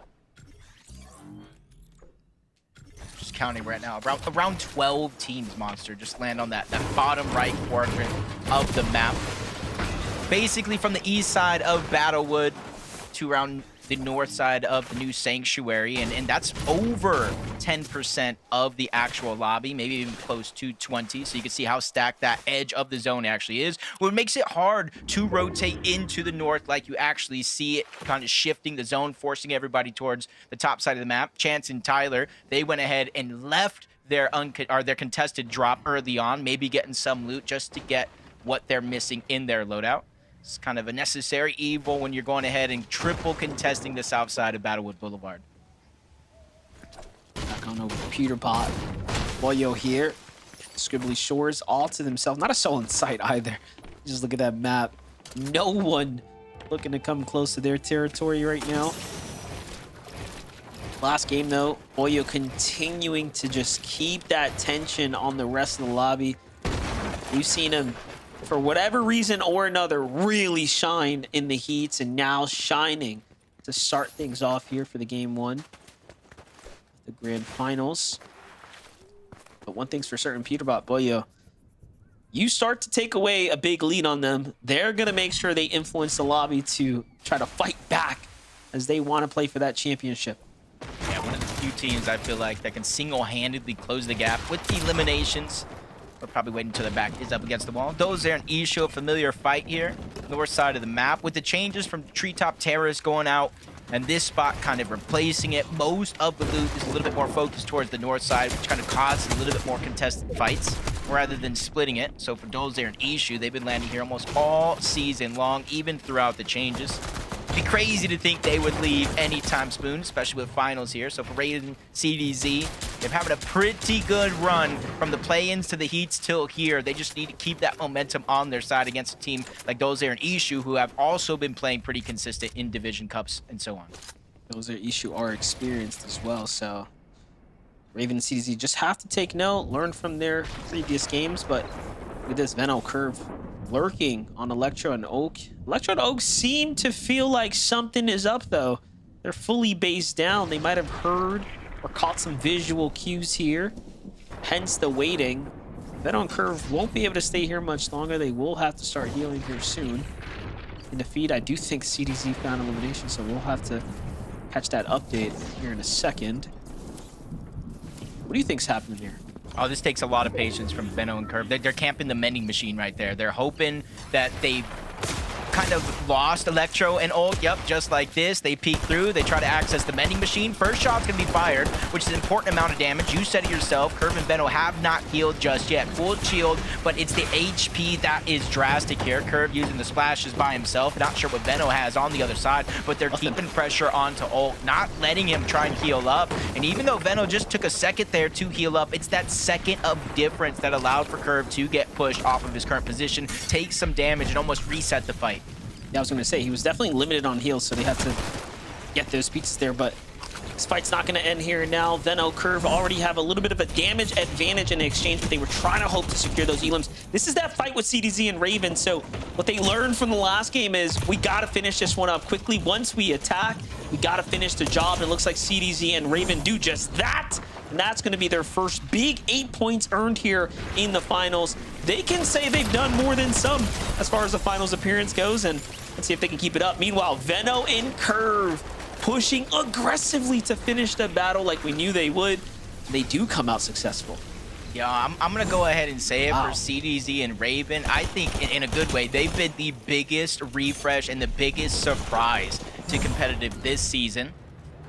And honestly, I hope they continue to show off and show out as one of the new teams. We always talk about the new guard. Well, this is a crucial chance here because we could see a first-time finalist qualify to the Summit land. I think it said something about like 78 players are trying to qualify for their first land. And if the math just checks out, right, Monster, there are 13 spots up for grabs. That means 26 players will go to the Summit land. And if 78 players are trying to go to the first, that means roughly 2 to 4 players, no matter what happens here, will qualify for their first land in Fortnite. Exciting times. Yep, the possibility is definitely there. I think 13 spots is very generous. Very generous. You know, most finals lobbies, when you look at the overall leaderboards, you know, you think like, oh, okay, you can drop a game or two each day and still be up towards the top 10. So that amount of grace and consistency for sure a new team can just have their moment here this weekend and see their way straight to the finals. It happens every year. We'll just see if it's going to be Raven and CDZ this time around. Threats and Veer, though, making do with their opportunity right now. Seem to be positioned pretty well. Last game, they were, of course, making it just past that mid game now. Early game looking relatively decent for Muzz and Sphinx. Great end game showing from their side. Obviously, a second place, nothing to scoff at. But one thing's for certain, catching storm sickness is one sad way to go out at the end. Yeah, they're one of the teams that they did deal a good amount of damage overall throughout the course. Muzz in game one had the most damage dealt out of every individual player in the game. Just goes to show that they're really just kind of building that storm surge cushion. No matter if they're positioned high up on a mountain, not far away from their drop, or here where you'd think it's kind of disadvantageous to box up next to one of those mountains, they are very, very calculated about how they approach each and every one of these zones, whether if it max pulls far away or kind of goes and turns in their favor. They're ready for whatever comes their way. And this could be another team that's a very, very similar case, especially to start the year. We had Rapid, no matter who he teamed with, it seemed like he could not be stopped. Even in the solo finals competition, Rapid was at the top of the leaderboard. And Monster, let me tell you, when Rapid was reading zones like he knew where it was going to go 100%, he was almost never wrong. And now you bring that to duos when you have Cold by your side. So if you have somebody that can lead the charge, open up opportunities for someone like Cold, this could be another one of our big contenders this weekend. Yeah, Rapid and Cold now on teams Twisted Minds. You know, looking back to Globals, I remember the last organization that he was on, you know, the leadership over there was telling me, like, Monster, keep an eye out on this guy. I'm telling you, Rapid is next up. And look, he's only continued to do better and bigger things now leading into this first major. You know, it doesn't get any bigger than working with one of the best on the region. Visuals and Braids, though, talk about a way to start their tournament run off. You know, this is not a new guard team. This is an experienced duo here that has been playing side by side for quite a few years now, it looks like. And just really nice to see them start this off so strong. Yeah. And rightfully so, because you not only throughout the heats, but the last chance qualifier, that high ground, especially in the win in your in-type format, was so contested with so many teams. So it's almost like great heads-up play for Visuals and Braids. Said, you guys want high ground, you guys can fight for it. We'll control the low ground here. And while everybody was fighting for high grounds, teams that gave it up, they went down low and were in shambles. Visuals and Braids, cool as a cucumber, they made sure to make that game one count. And like you said, you can slip up on a few games, but it really plays an impact on how you get to play day number 2, whether you're having to go full aggressive to catch up on the points or just getting to have business as usual if you're on the top of the leaderboard. Quincy Neko in a bit of a skirmish against Listen there in his duo, but we have to back off, being a little bit more passive. Don't want to get caught too long in the storm here now. You can see Aloe and Listen. Not too sure if the opponent's actually backed out of the fight just yet, so keeping that defensive stance. Then you have Reet and Cooper on the other side. Much different scenario here. No one in sight. Opting to kind of live in the storm now before just super padding out here.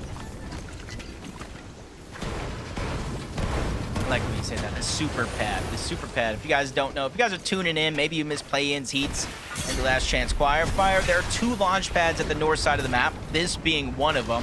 On its own, Monster, it takes you higher and farther than regular launch pads. Now you combine that with the fizz. Now you combine that with the shock grenade. You see how high you actually go. In some cases, you're out of render distance. Teams literally can't even see you to get those shots, and you're going to show in game number 1, they kind of rotated in early. They used that launch pad. They went towards the south. This time around, they're taking a slower approach, knowing that there's different mountain ranges and edges that they can access.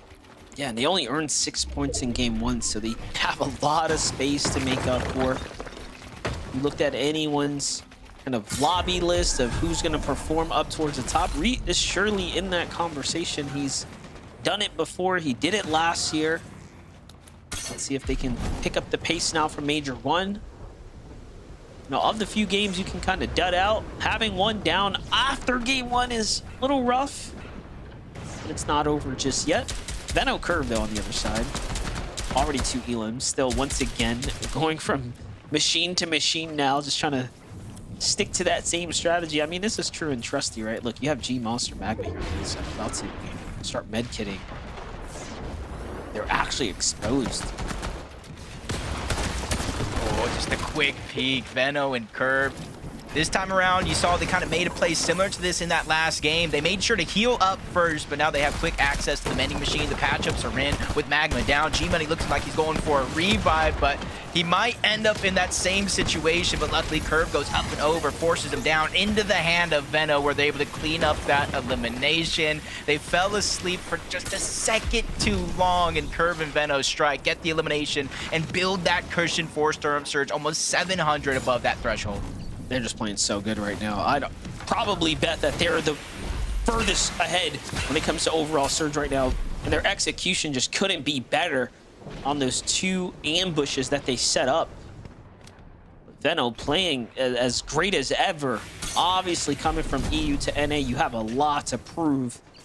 That huge investment in yourself, right? To come on over and do the thing here on the region. And then doing it with someone like Curve, who hasn't really had that much of a chance to show how good of a player he could be, right? We've seen him play with the folks like Re and a few other top tiers, but Veno, I would say, is definitely amongst the most elite of his duo options so far. Yeah, and I think everybody's quite pleasantly surprised. I want to give a huge shout out to Mom and Pop Curve, really believing in their son and just allowing him to follow this dream of not only just playing and competing in Fortnite, but a chance to be one of the best players in Fortnite. They get to travel the world if they're able to qualify here inside of the top 13. When we talk about history being on one team side, Acorn has that Major 1 history. I think you called it the Major 1 magic. I like that. So if Acorn can pull it off here, definitely would be a magician. 38 points in game number 1. So already a slow start for them, but you can see with the zone pulling on over toward the north side of the map, almost 300 above the damage threshold. They're just taking it one step at a time. They're looking good. Love the positioning here on the bottom edge of that mountain. They should have no resistance from any other team. And then they go with the full metal base. So that's just showing us they're not looking to move anytime soon. Jumping on over to Clicks Higgs. Ager's Ritual side to side here. Clicks and Higgs have a little thorn in their hip, but right now just fishing for opportunity. Nothing available just yet. Mud Sphinx is going to be the first that they put a little attack onto, but Clicks unfortunately misses those shots. And look at this. This is not actually looking too good for Muzz and Sphinx. They're just barely holding on right now. Yeah, blessing for them to kind of make that quick rotation onto a slower side of the zone, kind of allow them to peek and get a wide variety of options here.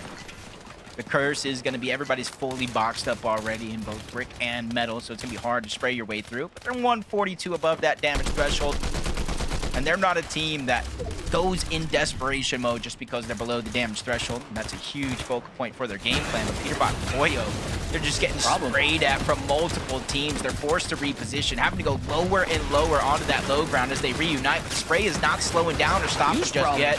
Poyo is barely surviving, less than 50 HP left, and it's not slowing down anytime soon. They're burning through their materials, less than 10 left on Peterbot. He's still trying to scramble around, but not really finding an open opportunity here to get back into this game.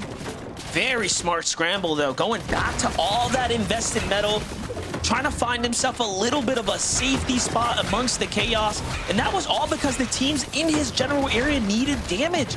So they unfortunately found themselves positioned next to all these opponents that needed a ton of damage. They get shot up by the entire lobby, and now they have to find damage themselves. Peterbot at least gets an elimination there, so it's not a zero-sum game, but they are still so far below. Poyo has to go into the box. We've seen him do the impossible before. He gets another set of points, but how much more can he realistically do here? Yeah, I'm not really feeling too worried, though. We saw what Poyo can do in the heats just to get to this stage, but you got to be careful. Chance does go down. Cold and Rapid just terrorizing those floors, dropping him into the box, and you're kind of see the shakeup that this lobby has right before our very eyes. And this is where we're going into these next couple of zones, Monster. If we go towards the north, the northwest, or even towards the northeast, you better buckle in because we're going to be in for a roller coaster of emotions. Yes, if we go south, we go down a mountain, but it eases up the pressure from a lot of what these players are facing. And we go towards the northeast. Poyo, I hope you're ready for this ride. Yeah, this is going to be crazy. Now, he does still have a couple shockwaves, but with Acorn here to the side, I mean, these are dangerous teams on high ground. Clicks and Higgs already looking out in the distance as well here. Poyo has found himself in so many solo situations this weekend, and he has just performed time in and time out. feel like we're asking so much of him to keep their team on the standings right now, but hey, he is nearing a top 20. Clicks Higgs have that natural elevation to play with as well, and they are just in the best position right now that we have seen so far as making it into another top positioning endgame here. And you see Higgs Clicks back-to-back games going for that high ground early, and you see they're focusing on not only on the players kind of rotating around, but the ones that are in that fizz mist. Those are the threats to that high ground, the second height. They keep putting down that focus. Buzz and Sphinx might be one of those teams as well. They're not dropping down unless they have to. You see Pollo trying to shockwave off, probably only has one shockwave left in his inventory. You can see only down to 6 builds, and this is where it becomes just a nightmare of a situation for Pollo, but he gets a little bit of a blessing. The mist is there. Sphinx dropping down along with Muzz, trying to control their own destiny as well. That was crazy. A little mist here to kind of support him, and he's trying to find out, hey, where was that throne? Who can I jump on? Who needs these heals right now? But unfortunately, he doesn't quite find the opportunity there, but just 4 builds. 1 shockwave, so this shock has to be played almost offensively now. Can he get into a situation for a refresher here? Of course he can, finds a player there, but doesn't quite find the follow-up. This player's jumping all around him. There goes a missed tag. He's got nothing there, and into the hands of another duo. That opponent goes, so no refresh for him. Down he falls in the top 18. Getting back to the wide view, you have Clicks and Higgs on high ground. Acorn Bolts sizing up the second layer. Cold and Rapid, front side of the low ground, just playing for an ultimate end.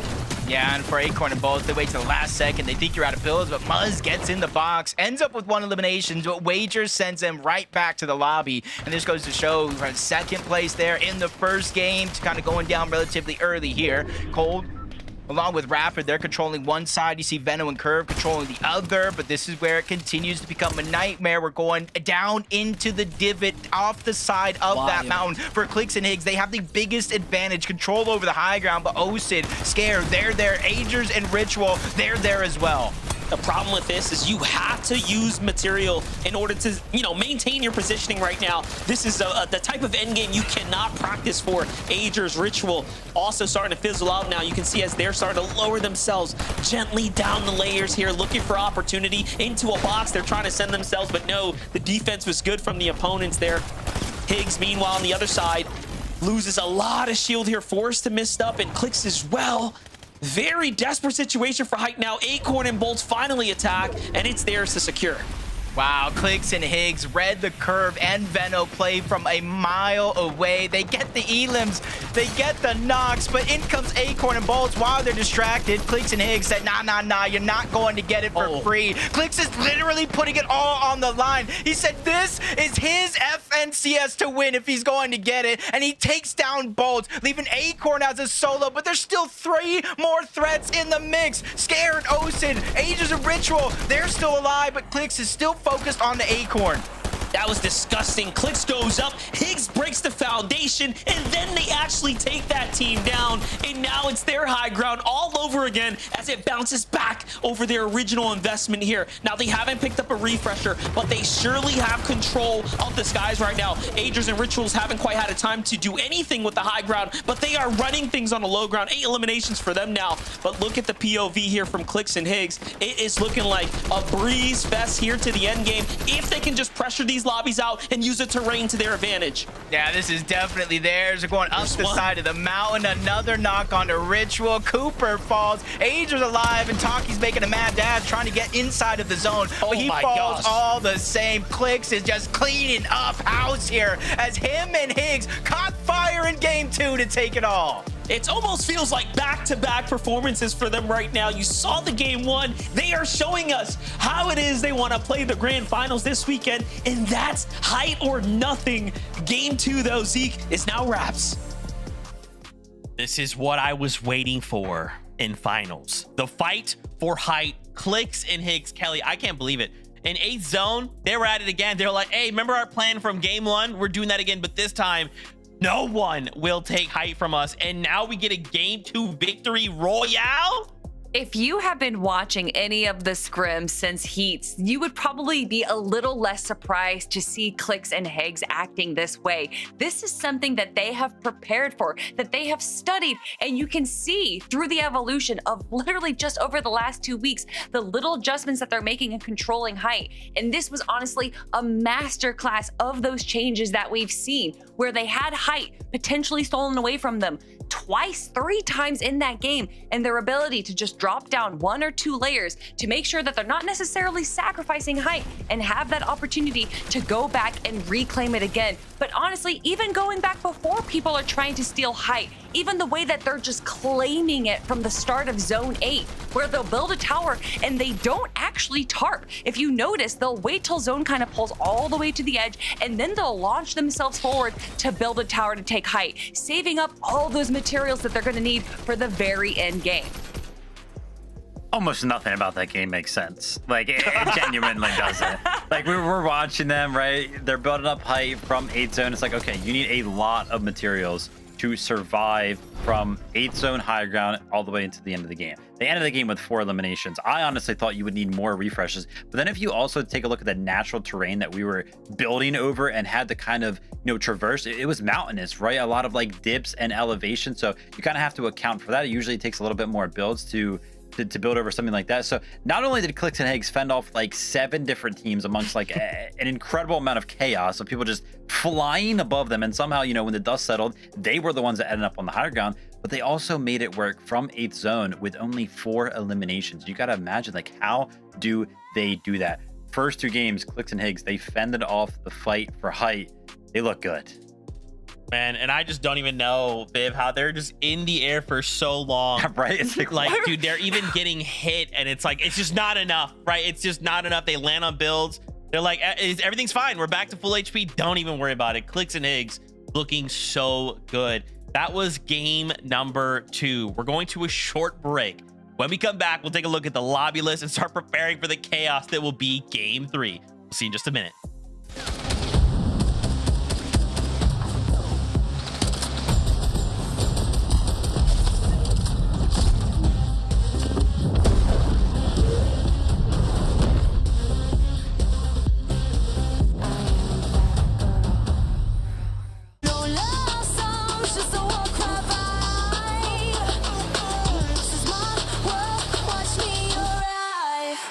Watch me arrive. Watch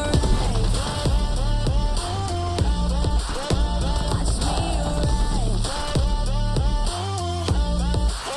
Watch me arrive. 2 teammates have his back. Smash gets the drop on Marion. Stays alive. They're targeting up Vanya. Creeping on.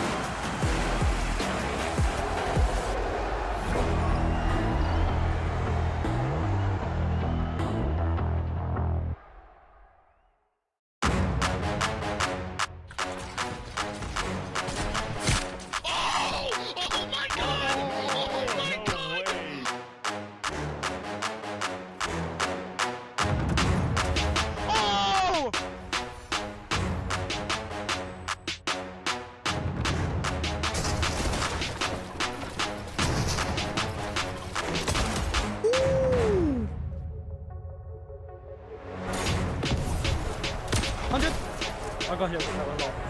I'm popping in that bit. Wait, short. Got 6 builds? No, max up. Wait, if you are mid play. 100! 100! Oh my god! Oh my god! Oh my god! And I don't know how to feel about it. You're not used to losing. Getting beaten? Not like this. These players are just so locked in. Could it be the milk? Mm-hmm.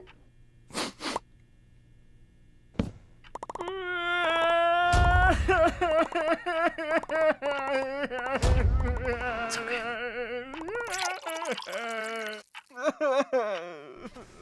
Stay there.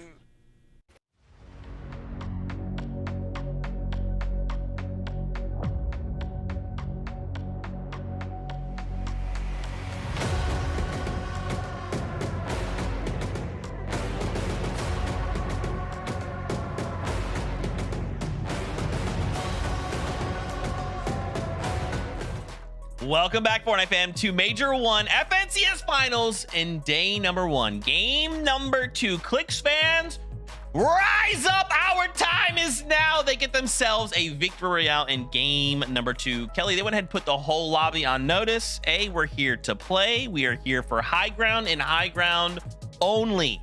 But there was more that happened in that game, right, Kelly? A bunch of things as we get ready to look at the lobby list. You'd think Clicks and Higgs would be in first place, because I would think that, right? Like, oh yeah, they got a victory royale, but that's not the case, is it, Kelly?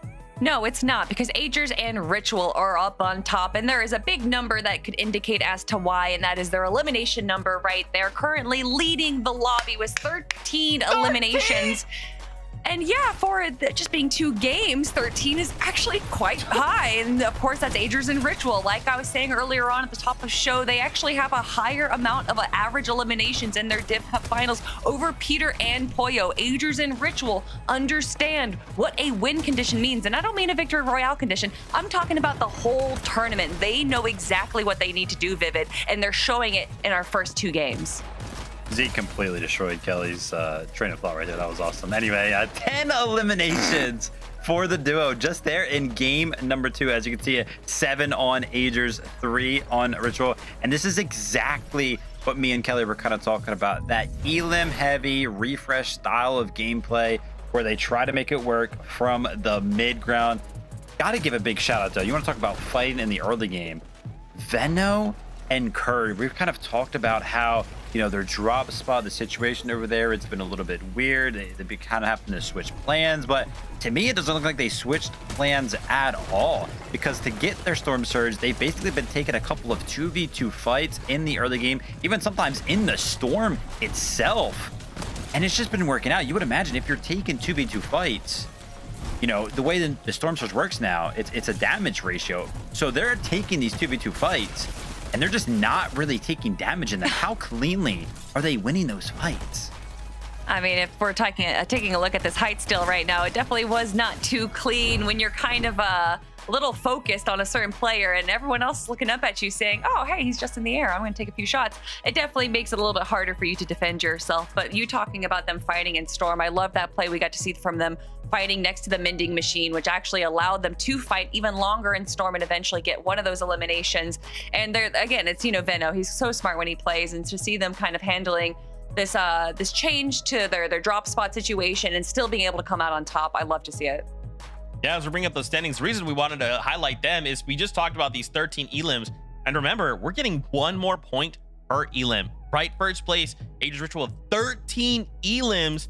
But as we look at Curve and Venno, they already have 12, right? So we're just missing a handful of like consistency points. And then suddenly we're starting to run up that leaderboard. Cold and Rapid though, again, I feel like, Kelly, we have so much star power, right? We can look at any duo and just be like, yo, they're going crazy, and we probably would be right. But now we're kind of starting to pick up, right? We kind of talked about in that first game, maybe a little slower, a little like subdued. And even now it's a very similar place, right? 7th place, 4th, 8th place, 5 elims. I'm kind of waiting, you know, Kelly, I'm kind of waiting for that ice cold game out of cold.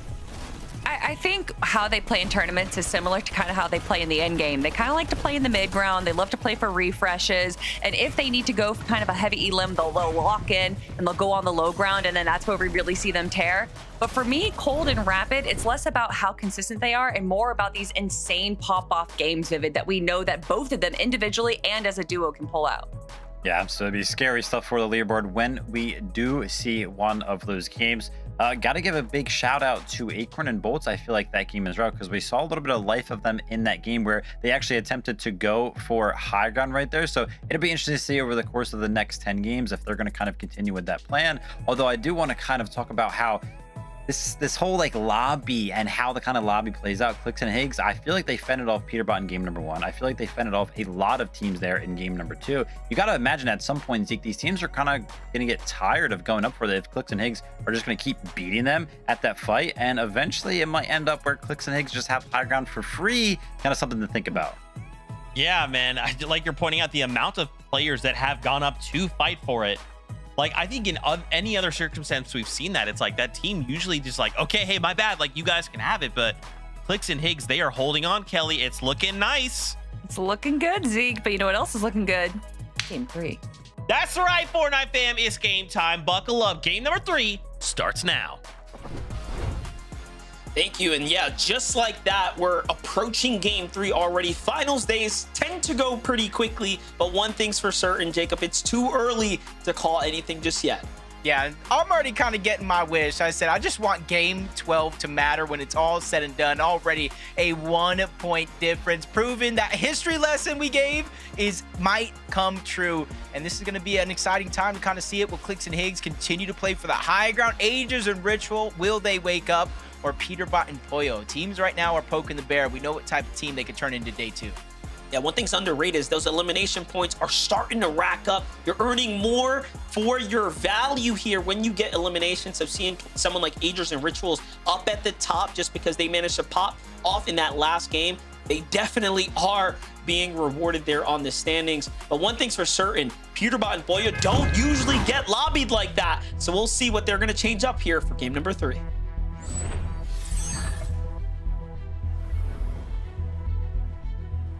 A lot of consistency coming out of Clicks and Higgs so far throughout 2 games. Aegis and Ritual as well, their first place on the leaderboard. Already locking down a 2nd and a 13th with 13 total eliminations. You gotta like what Curve and Veno are doing as well. Just kind of keeping it close, and that's going to be the interesting thing of how the day ends today. Really has control of how you get to play tomorrow. You know, one thing about Fortnite is there is a little bit of luck involved. You know, when you went back and saw the highlights, I actually can't believe Higgs survived the way he did. That should have been Veno and Curve's game right there. I'm just going to say that for the record, as Paper and Rezi are getting active right now at their drop here, Jacob. Not to distract us too much, but yeah, that highlight really showed us how lucky Clicks and Higgs were there. Yeah. Back to this fight, though, you know, Paper... That was almost a must-win as Tyler and Chance taking down Electro and Ulk early on the south side of Battlewood Boulevard. Actually, elimination probably spitting it. Does look like Toronto somewhere else on the map kind of stole that one away. So they're only going to get the 1 elimination, 4 points, but they are going to get most of that loot out of the elimination. That's Toronto and Slips. Further down south outside of Battlewood, kind of split the drop down there towards the bottom. Just kind of take those little opportunities while you can. That's kind of the name of the game. Nice little elim for them, given that they're playing the coastal line. Back on over to the Paint the Palms here. Blanks and Mako, again, managed to find a nice little victory there coming out of their heats category. Team to their north, though. Again, you're going to find a lot of duos trying to hold down the vending machines at the POIs. They're basically death traps. You got to be super careful when approaching those areas. Raven CDZ coming off a hot little victory of an early game battle for themselves, but wasn't able to convert anything else after that game too. Almost feels like for them, they've been almost 3 different drops throughout the 3 games that we've seen so far. Top side of the map, we saw them take on Dozier and Ishu, go against Chris and Drew, and now against Threats and Beer. Just trying to find their spot on a map like this is not going to be the easiest thing, especially a team like Threats and Beer who just want to rid everyone out of their POI. It's a legendary POI, so you can see exactly why they're fighting. More loot, more gold, more opportunity if they're able to get it to themselves. As they quickly go through at least 1 box of pizza. While Threats heals, Veer is kind of putting the pressure down so that way they can't easily turn and burn to try to take down Threats in a 2v1. We'll see what Raven and CDZs can take away from this finals as a whole. Because they're starting to notice, I think, that you can't just be too flexible on the lobby. You will encounter incredibly talented players everywhere you go. And even now, one might argue that this is an even better team in Threats and Veer. Monster shot for him there to finish up with the assistance of a team and the Riptides there, and just like that, they get sent back to the lobby. Yeah, I gotta imagine that was HQ and Encrypted from their lighthouse just west of Squibbly. For them, it's not even necessarily about the elimination. For HQ Encrypted, it's just the early game storm surge. You can kind of see cut halfway through Battlewood Boulevard, the zone is already pushing teams towards the north side of the map. And that gives a little bit of a cushion here for Veno and Curve to do these lurk plays just like this. We saw it in the last game. We're going to see it here again. Curve probably trying to distract Tyler and Chance from the distance, saying, hey, they're nowhere to be found on this side, and that gives Veno a little bit of a lurk opportunity.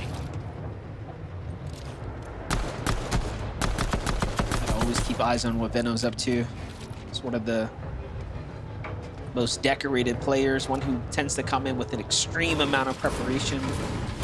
It's always something to learn, always something up these elite pros' sleeves, of course. For Clicks and Higgs, things are just business as usual here at the Wonky Land. You got Higgs on watch up top.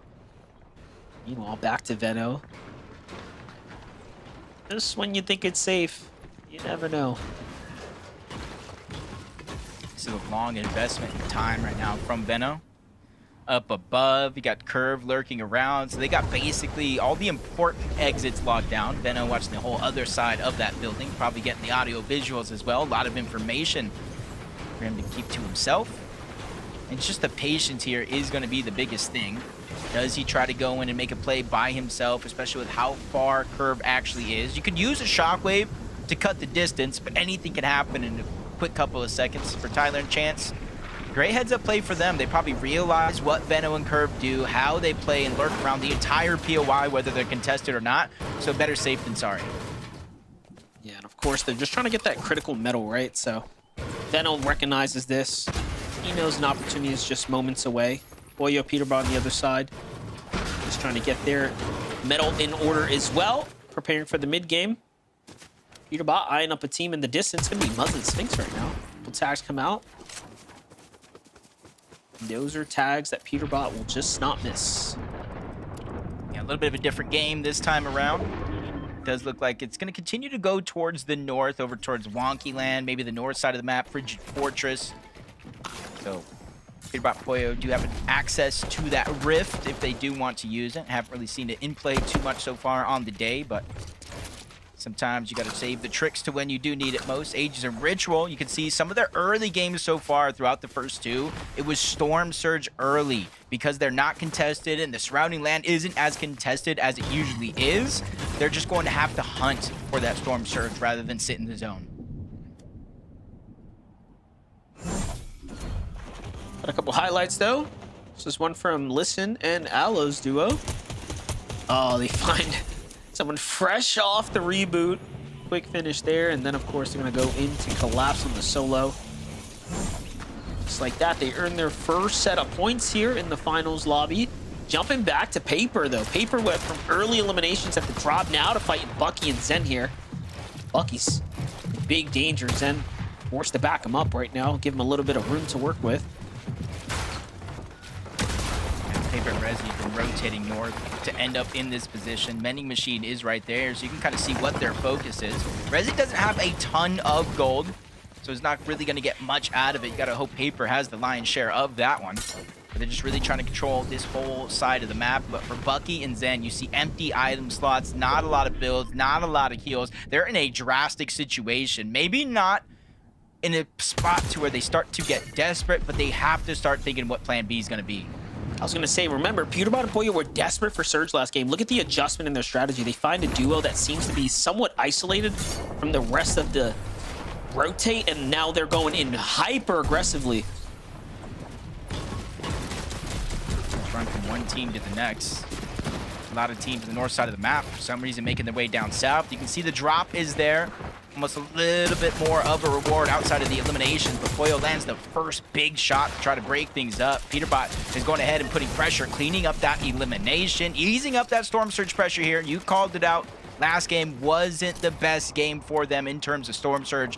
In fact, it was almost the reason why they went down early, got lobby focused. Now with that elimination there, they're going to be able to claim that drop to themselves and maybe even move back to their POI. Yeah, and the speed of which they can finish a fight is definitely the difference maker from them to a more average pro team. Jumping in with Cold and Rapid here. We got a little update with the situation. Talk about that Mythic shotgun in hand. It's definitely power loadout here. And, ooh, Cold with a quick two-piece right there. That's a plus 50 for them.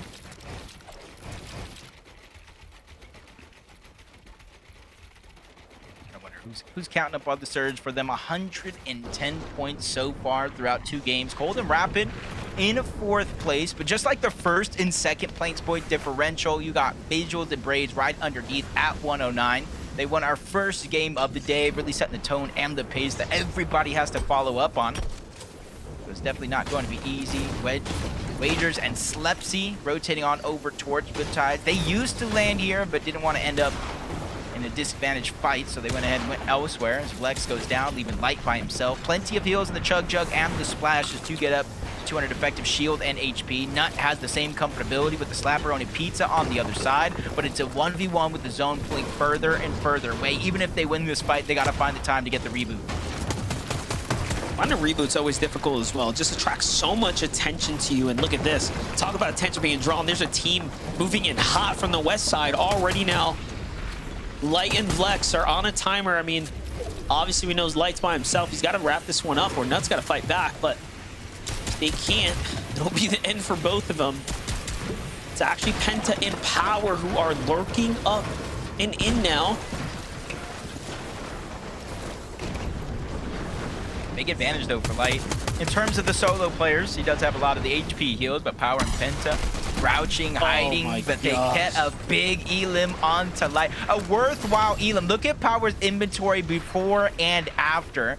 Now they're getting a bunch of materials, a bunch of extra heals, the Splashes and the Chug Jug. Even though they don't necessarily stacked out in terms of shockwaves, they came for what they wanted and they got it, and now they're just continuing on with the rest of their game. Hopefully they can find a safe spot in zone, so this is actually worth it. I'm just laughing. I'm thinking, like, put myself in Nut's position where he's like, oh my gosh, and he just stops moving. He's got his pizza out. He's like, bruh, please.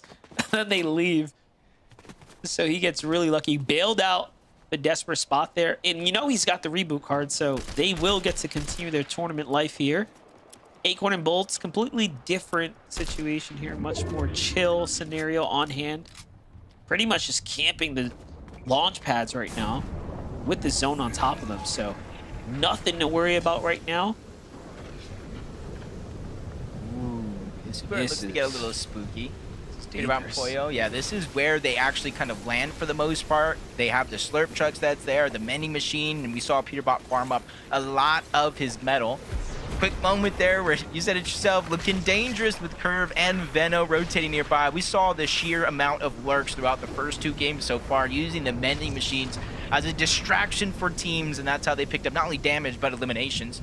Probably seeing how far the zone is actually pulling towards the north, so instead of waiting, they probably realize they already have some good surge eliminations early, so they're trying to beat every other team to the punch. Yeah, I'm just thinking they got spider senses like Curve and Veno reading the situation like, nah, maybe not this team. Let's just go go to this storm. It's going to be the best decision they make in this game, that's for sure. A clash for Peterbot and Pollo when there's 700 above the surge is not the type of Peterbot and Pollo you want to fight right now. Not in this game, not in this lobby. Love that we got to see a little glimpse of Osid and Scare's position there. That sleeper duo that has been creeping up the standings bit by bit. Mako and Blanks, though, quite the rotate for them to make here. Carillion, meanwhile, whoa, nice little knock out the sky there. Someone's fired up. I'm always a what have you done for me lately type of guy, and honestly, in the short span that Jargu and Carillion have played together, Monster, they have won 3 games in set lobbies through their heat or through the last chance qualifier and the eval finals. So even though right now they're sitting on 40 points, I wouldn't necessarily be too worried. This team can pull out some insane moments and victories. Just unfortunate they are contested at the far eastern side of the map, going against Sniper Dude and Avenger. So not every game is going to be guaranteed. Just goes to show Carillion taking advantage of those little opportunities while you can. Peterbot and Pollo, they did clean up a few eliminations here. We saw one early, one in the feed, and you can see they're rotating away from Tyler and Chance. Already up towards the zone, but they're going to where they think it is going to open up and give them a little bit more cushion in terms of spacing. Nice little find right there to get the chug barrels. But I did want to say, 40 points is still in the race. Like, remember, the real winners are who's going to land, who's in top 13 when this is all said and done. So if you're 40 points, you're 60 points like Cooper and Ree. I mean, you're in the conversation right now. Your shoes are tied, You're on the track here. You got to respect it so far. But again, this is only game 3, right? We're about halfway through day 1. Quarter of the game's already completed. You can kind of see Cooper, Reed, trying to see if anybody else is going to make a late rotation off the side of that mountain. They're ready to waiting for it to happen. QK and Khan, 57 below the damage threshold. Right now, it is going to be a 2-tick, but that's going to quickly switch on over to a 5-tick. So timing is of the essence to get in towards the zone. So they don't necessarily have to rush for the Storm Surge. QK does anyway. Not only gets the elimination, but puts them above the damage threshold. And it's usually when you're on that line, Monster, teams get desperate and they start to make mistakes. So glad to see them already answer the call. Yeah, their timing couldn't have been better. Like, the zone pulls to their side. So many teams are exiting from the Wadki land, storm into the edge, kind of congested positioning there.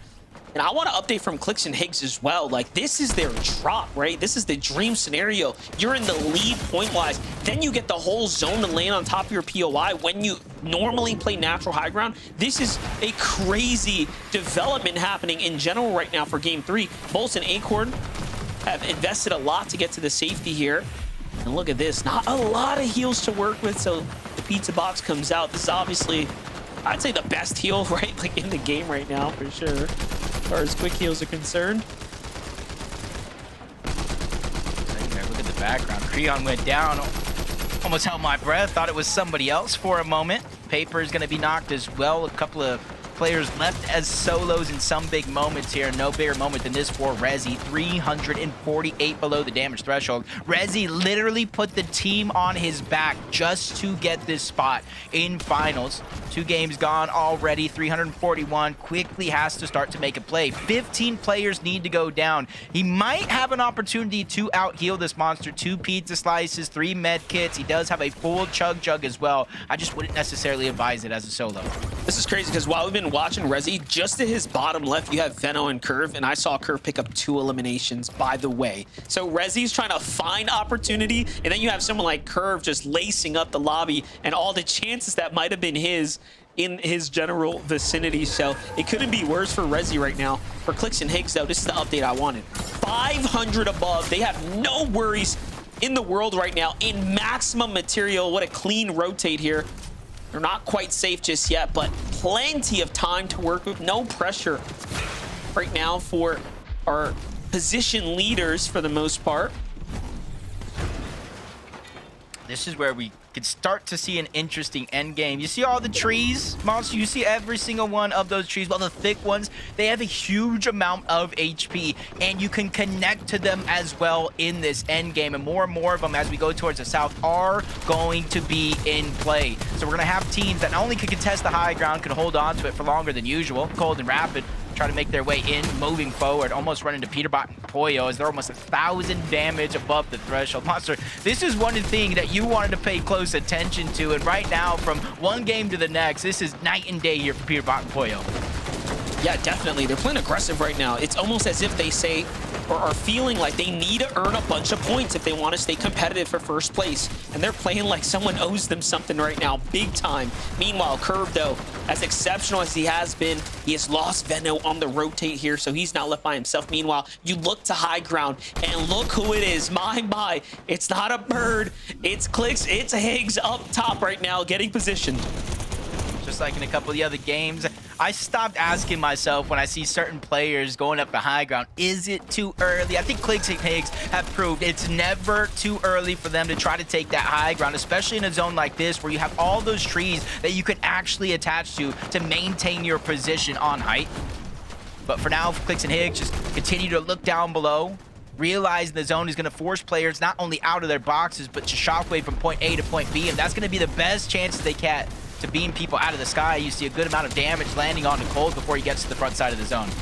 And you saw the hesitation there, just trying to see if Rapid was with them. Fortunately, ends up on a different layer there for a second, but reunited now. Looking to kind of reposition, refresh up. Up top, Clicks and Higgs have this juggernaut of a positioning over the rest of the lobby, connected to that big trunk of the tree there, and they're just so high up that no one's going to be able to contest them, I don't think. So they might just be able to waltz their way into the end game. Muzz, Sphinx here fighting for what they can do right now. And they're starting to run out of material though, Jacob. This is getting really desperate for Muzz and Sphinx. Yeah, but you can see Muzz just sliding through a couple of those closed boxes before he gets in zone. Clicks and Higgs continue to elevate themselves higher and higher because they know the shockwave with the Fizz, anybody can contest that high ground in a moment's notice. We've already seen it throughout 2 games so far as Peterbot peaks at the perfect time, finds another knock. Elimination going to be cleaned up elsewhere. Even Sphinx going down. Acorn cleans up another elimination. You see in Threats going down in the corner. It just goes to show that these players that are on that mid layer are just bumping heads back and forth just to get inches in a game that seems a mile long. Finally, Cold and Rapid get their first eliminations here in the end game. Bit uncharacteristic of them to not have a several set of elims right now, given how they like to play aggressively in these end games. But don't count them out just yet. Peterbot, Boyo continue to turn up here as well. Living off the refreshes right now. They have Osid in sight. They take them down so quickly. You can run, but you can't hide. Boya and Peterbot for the first time playing side by side in the end game, and what feels like the entirety of today. Visuals, Braids on the other side, coming off that victory royale now. Still trying to maintain momentum here, but when you look to the high ground, not a soul has decided to contest Clicks and Higgs just yet. Yeah, I don't think there's very many opportunities. The way they have it set up as well, that one's clean. Boyo almost gets blocked off away from Peterbot, but he's not letting go. He's not giving up on his teammates, saying there's a huge strength in numbers. We have to make it count. Cold gets another elimination as well. You said it. There are 4 eliminations here, and they're looking for a couple more. Top 14 situation. There are 5 solo players running around this lobby. Make it 6 as another one gets separated, and you notice still not a single person has even looked up or even built a single box higher, and that's because of Clicks and Higgs, a constant pressure from above. I'm just looking at Cold right now. He went from no elims to now 6 and a knock body down below. He needs that Siphon to turn online like now if he wants to stay alive here. There goes the mini shields to keep him in the game. Meanwhile, Peterbot in the bottom right is by himself trying to clutch this one up right now. It's been the Boyo solo show all week long, and now it's up to Peterbot to show us what he's got. Yep, 1 shockwave left, 5 build. Definitely is trying to pick the perfect moment to strike. Using the Fizz for the utility, not necessarily the shield. Cold is finally gone down. Rapid stuck outside of the zone. Acorn trying to cut off the path of Braids, but Braids takes him down. These trades going back and forth. 8 teams remain, but that's making 7 teams remain, Monster. 9 players in this game. Almost everybody left alive is solos. Rapid probably feeling the pressure. Gets a huge elimination. Peterbot as well, but he's out of build. Huge flank onto 1. Almost gets chance down before he gets demolished himself. A sliver of HP, and Peterbot would have had it and earned a little bit more, but Clicks and Higgs are here on the high ground. They're looking to get another victory royale here and now. They want it more than everyone else. Rapid's a solo. He gets finished up. Higgs is the one who does the job in the end there. And game 3, Jacob, lets Clicks and Higgs off to the races. Already, Monster, we have our first back-to-back victory royales from Clicks and Higgs. They got their wonky land uncontested, and they're putting it to use, Zeke. This is not a drill. Clicks and Higgs won back-to-back games in Major 1 finals. We're doing it! Kelly, it's happening! I feel like someone ordered some pizza, and Clicks and Higgs are just the delivery drivers right now because they're holding on to those slices throughout the entire end game. I mean, I appreciate the pizza party. Who doesn't love that? But Clicks and Higgs right now on high ground are having a party for 2. They are just absolutely dominating. And Vivid, you called it out. You said the word conditioning, and they conditioned the lobby, and it's only game number 3. Absolutely. I mean, it's crazy. Like you mentioned, it seemed like it was so chaotic over the course of game number 1, game number 2. Everybody wanted a little piece of the high ground. They were flying up. It seemed impossible to control. In game 3, it was a breeze. Nobody looked up. I don't even know what was going on in that lobby. We were so busy watching the eliminations that were kind of happening on the lower ground. People were going crazy down there, and Clicks and Higgs, you know, again, one of those situations where, what did they end the game with right there? Like 3 eliminations. I know I saw they had 2 in like 11 zone. No real refreshes are coming in, and they are somehow tarping the entirety of these end games from 8th zone throughout. Nobody's looking up, Kelly. I will say, though, they're not tarping, and they keep doing that where they're actually split, and they're kind of creating these 2 towers where Clicks will launch forward at the front of zone, and they don't tarp over, which kind of saves their materials. It's now allowing Clicks to kind of get these refreshes or at least get some shots onto low ground. It's amazing, Zeke. And again, this is just halfway through day 1. Can we get the back three back? That's all I want. That's all I want. Back three back. Fortnite fan, we hope you are enjoying all of the action. That was game number 3. We still have 3 to go. First, a break. When we come back, we're going to take a look at this lobby list. You're about to be in shock. We'll see you in just a moment.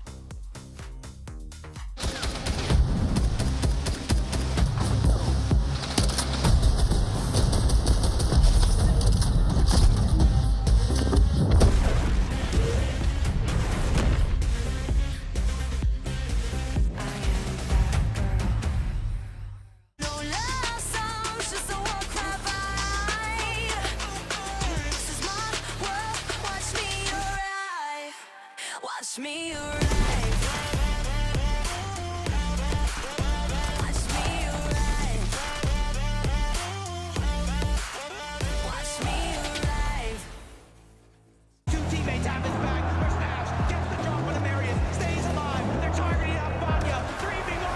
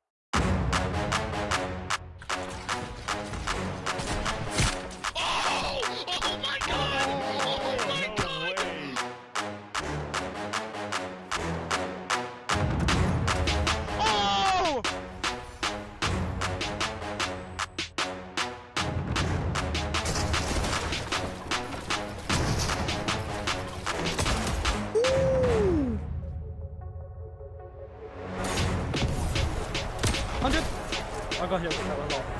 I'm popping a med bit. Wait, short. Got 6 builds? No, max up. Wait, if you're mid, wait. 100! 100! Oh my god! Oh my god! Oh my god! And I don't know how to feel about it. You're not used to losing. Getting beaten? Not like this. These players are just so locked in. Could it be the milk?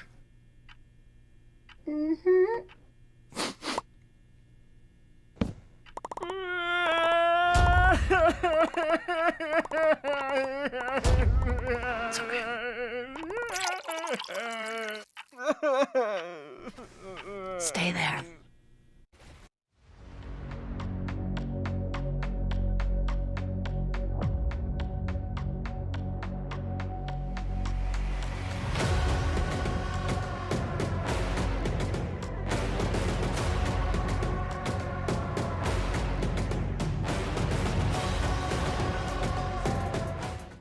We are back. Really quickly, I said lobby list. What I meant was standings.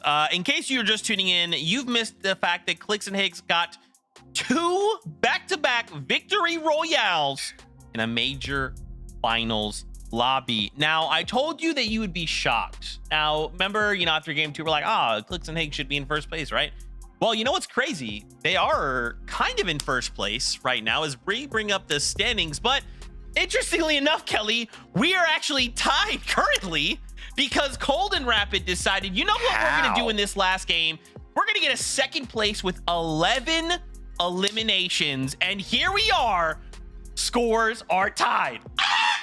I mean, Vivid, you're asking how, but between 9 and 20 eliminations, that right there is a 44-point difference. And if we look at their average placement, yes, Clicks and Higgs do have a 2.33 average placement, but Cold and Rapid are right behind them with a 5.67 average placement. So we talked about it. We're going to talk about it again, that it doesn't just need one facet of your game to do well. You can't just grab a bunch of eliminations, or you can't just grab a bunch of wins.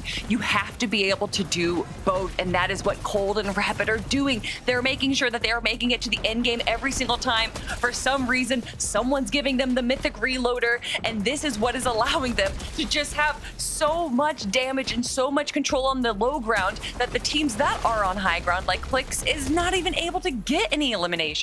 Ew. Oh my gosh. Disgusting. Rapid fending off, winning. 1v2 there on lower gun. I didn't even catch that. But as you can see there, when we actually tuned into Rapid, when that solo clutch started, they were on 180 points when Cold went down. So Rapid himself, just being a solo in the end game, picking up 1v2s like that, picked up 30 points to put them on 210. So an incredible performance right there from Rapid to kind of keep them at the top of the leaderboard. And that was the game that like we were calling out for, right? Like right before this game, we were saying, you know, we're kind of waiting for that big pop off Cold and Rapid game. And they just had it, right? And it's enough to go ahead and tie up first. We have a competition on our hands that is so crazy.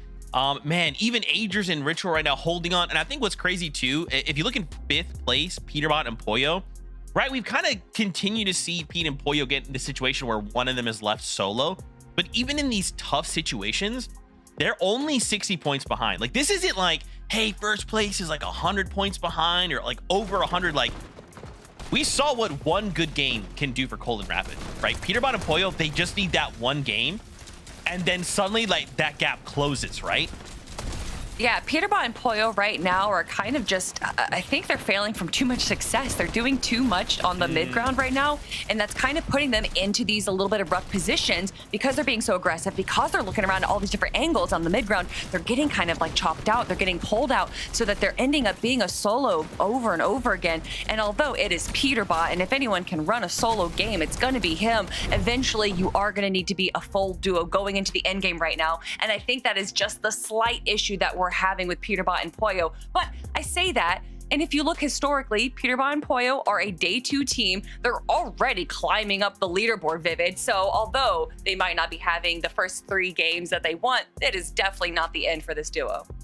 Yeah, I think the larger theme here of the fact that still towards the top of our leaderboard, even like the top 10, it still feels like an incredibly close competition, even though we just had, over the course of 3 games, a team win 2 of those games. So crazy stuff kind of happening over here on NA. Every single team, every one of our top teams is picking up points some way, somehow, and they're keeping themselves in the fight. Oh my gosh, dude. Viv, talk to me about the damage numbers right now. You looked up a stat. Cool. I love you're the stat guy. Hit me with these stats right now. Oh man. Over the course of the first 3 games, this is how our damage ratios are kind of breaking down. Clicks and Higgs individually both find themselves in 1st and 2nd place, which I just think is crazy, because going into game number 3 right here, it kind of panned out like this as well. Like Clicks was up there like 5+. So I was like, oh my gosh, I want to take a look at the damage ratio after game 3. Got better. His damage ratio increased somehow after game number 3. And if you remember how game number 1 and game number 2 kind of panned out, how many people were going up for higher ground, how many people were fighting them for it, and they still had like these incredibly positive damage ratios. And again, game number 3, that one, yeah, it's kind of justifiable because, you know, we talked about how nobody looked up towards high ground, so it makes sense that they didn't really take that much damage, but those guys are playing super, super good. That's just wild to me, because we would talk so highly of Cold back when he would get like a 3.0 damage ratio. Yeah. That was almost unheard of. And yes, we are only halfway through. I'm sure those numbers are going to be adjusted as the tournament goes on, but absolutely incredible showing from Clicks. Yeah, and I think if we could just get nitpicky for like a second, right? And this is kind of like we're kind of like talking about this a little bit before break, but yes, we love that they're getting the victory royales, right? But we're not hitting those like elim thresholds that we need to be seeing, right? That's why Cold and Rapid suddenly shoot up the standings, right? Because remember, we have that extra point, Kelly, and it doesn't sound like a lot. 1 more point, okay, big deal. But these elims, they will very quickly stack up, especially if you hit double digits. I mean, when you consider 1 point is, I said 25% before last time, I was wrong. 33% increase is a huge stat increase for any number. And of course, when it's eliminations, when there are teams that focus on eliminations, having you just eventually just go up to them and be like, hey, that tournament that you just did, let's give you 33% more points for your eliminations. And if you look at some of these Div Cup finals, if you have it in the format for grand finals, where it's 4 points per elimination, it would be very different teams in the top of our leaderboard. Yeah. Zeke's greedy, man. He wants more. He's like, yeah, I got 2 wins. I want elims. Like 2. Don't, why are you putting my, you know what? Casters help. Just take it away.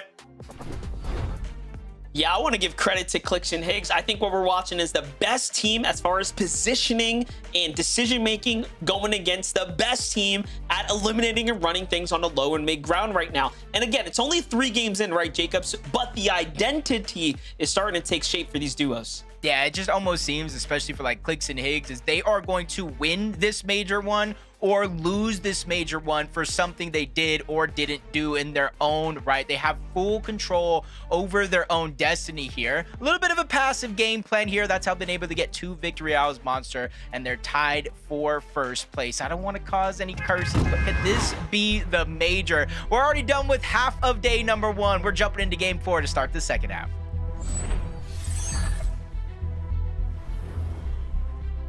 This game 4 is going to be an important one. It's going to be the solidifying factor of how did you do generally here on the day. All you need is a good 4 games to be very much in a race to contest a championship weekend. And we are already 3 down. Well, one thing's for certain though, Jacob, no one's playing super perfect just yet, right? Every duo so far has a little bit more to be desired in one area or another. I was going to say Sniper Dude and Avenger reaching on over to this side of the map to try to take on Jack and Npen. Avenger and Sniper Dude, they were landing on the eastern side of the map, almost triple contesting their drop. I thought they were maybe going to make their way on over towards Wonky Land because that is where they have been playing time in and time out, whether it's a divisional cup or the actual finals lobbies. They're trying to switch things up more so in their favor. Paper and Resi. Split drop here. You can see the 2 differences. Top of the mountain, inside of the house. And Teeks already getting a good amount of damage onto Paper as he tries to make his way down. Yeah, great amount of damage right there being secured. Resi just opting to back up and get to the usual plan here for the loots. The opponents back off as well. Anyway, Clicks. Higgs on the other side. Still, so far, no team has decided to give them any friction just yet. Everyone's somewhat sticking to their strategy, sticking to the game plan, if you will. Just a quick highlight, though. We're at the Sanctuary. Nice little elim here for Sinwatch. Got Chimp over here on this side of the map. This side of the map is just so stacked. Even if you're uncontested, it's never easy to make your way on out. Chimp sees a battle in the distance, easily third parties it for a good amount of damage, forcing Ruins to go down low. Catman getting knocked all together. The team actually officially eliminated thanks to more than one team looking on over in this direction. It's not slowing down either. Zyph to Void making their way on over, hearing some of the noise, and they're just trying to figure out what is it all about. I was going to say, remember, Zyph and Void were just putting some shots onto Paper and Resi there, so interesting to see how many teams are willing to quickly rotate towards the Sanctuary to get in on the action here. In the end, though, everything seems to settle down now, Jacob. Ooh, what's this? Whole different approach. You know, they must have been listening to the stream. Zeke was like, I want elims. Kelly's saying 4 points per. We could probably see a different leaderboard if that's how it's going to be. Clicks and Higgs say, you know what? Things have been decided by less than one elimination. The majors have proven. The last 3, all last year, Monster, were all decided by either 4 or less eliminations, proving that it could be the difference maker here, even with 2 wins. Tied in first place with Cold and Rapid, who, guess what, Monster, have been picking up eliminations. So Clicks and Higgs trying to take a page out of their own playbook here, trying to go aggressive for the north side of the map instead of just sitting at Wonky Land and letting teams and damage pass you by. I like it. It seems like this game, they had a bit of a different strategy. Obviously, early game fight's super important, but more importantly is they recognize, hey, the zone's right on top of us. So they kind of pull this card out of the books there. You'd love to see it. Back on over to Venno and Curve. Also staying relatively dynamic. No lurk plays for this one. This is another just full-on clash happening here in front of us. Great tag so far. Curve thinking about going in for the shockwave there for a second. Oh, those are some big tags. Wouldn't be surprised if now's the time. Yeah, I was about to say, now it's Shockwave. Shockwave, just thinking in my head. Curve does exactly that. Shockwave's over. Close the distance. Reunites with Venno, trying to take 2 different approaches. Electro just trying to hold him off, but the persistence is there. Not only from one, but both of these players. But Venno goes down. He enters into the box. 2v1. Electro and Ult get that elimination. Curve with no shield. Honestly, 55 HP. Almost 1 shot away from going down. You know they're going to be on the chase. They're coming in quick. Tyler and Chance are moving in fast as well here. Curve, though, doesn't get caught out by the visual audio cue there while he was eating pizzas. Lucky for him. And look, he actually had to ditch what was left of the box just to stay low here. Take a look, though. We haven't seen Veno lose a fight like this here. Not today. He's been winning these for the most part, but Electro just connects with some big tags there. Right before we went into the replay monster, I saw them stealing his pizza. Curve, man, how can you let them do that? But hey, sometimes you just gotta let them run away with it, or at least think they can, so that way you can hopefully get Veno back into the game. Consistency is definitely going to be key throughout the weekend. Yes, we do have our top 2, but you see a little bit of a gap start to open up from 3rd and down, and honestly, that's going to continue to be the case here for top 13 overall is what's going to make it to the Summit Land. So you see not just first place FNCS, not just the mountains of prize money, but just to keep your journey to globals alive. You know, we were all curious on how Rituals and Ager's Storm Surge strategy was going to work out in the early game. So far, we haven't quite seen their definitive route, but we are seeing a little sample of it. Ager's just playing that high ground right now, looking to tag any teams in the general area who are boxing and or rotating around, and they seem to be playing their drop very deep into the storm, and so far it's working for them, right? As they're finding themselves in the top 5. Peterbot, Boya, different strat for them now. Playing the big base here as well. Last game, they were pretty much boots on the ground, keying into boxes and teams anywhere in the vicinity. But for all we know, Peterbot is looking to call a target out. You know, there was a time a few months ago, before FNCS Divisional Cups even started, and Peterbot was kind of taking a little bit of a break. Players were looking at Clicks and Higgs saying they are the team to beat. Higgs is the best player in the game right now. Everybody was saying it's off season, it doesn't matter, Peterbot's not trying. Guess what? Divisional Cups roll around, the same type of conversation continues to start up, and guess what? Peterbot shows up, he shuts down the talk. But now that FNCS is actually here, we got Clicks and Higgs proving that, hey, maybe teams were calling it a little early, but they could be right with the way they've been playing so far, but you have to watch out. Not only those 2 teams I mentioned, but Cold and Rapid as well. Rapid has been on an insane hot streak to start the year. He's even had a 2nd place in years prior with Higgs in a different tournament, so he has right now a good as chance as anybody else to probably win this tournament. It's crazy when you think reputation. To have a reputation like Codes where it's like, don't worry, he's going to show up and do what he needs to do is actually just incredible. He is doing it so far here today. Again, we're only 3 games in. It would be silly of us to call it, right? There's a lot of Fortnite ahead of us, and I'm sure we're going to see tons of adjustments, especially not only for the last 2 games, but leaning into tomorrow. Who's going to pick up their replays and come up with some new strategies? We will, of course, have to see that. Visual and Braids continuing somewhat of the pace, if you will, right? Game 1 was a victory. Obviously, the last 2, not quite so, but they've still managed to stay very much in the competition so far. They're looking like a shoo-in potentially for the land spot. Yeah, I think that's one of the benefits of their drop spot here. A little bit of a split drop just outside of Dark Dominion. You see the Fun Factory, the Carmine Lodge. It's kind of the split in between the 2. No matter where the zone actually pulls, they set up on that mountain, because whether it pulls north, south, east, or west, chances are teams are going to have to rotate through them, or at least the paths where they can get shots. And we tune into Curve, still forced to lurk around. They are just waiting for him there. Even when you can buy reboot cards, Curve is just left with very few choices here. As Avenger and Sniper Dude, I talk about them possibly making their return to Wonky Land. It wasn't at the start of this game, but they're still making their presence known over here.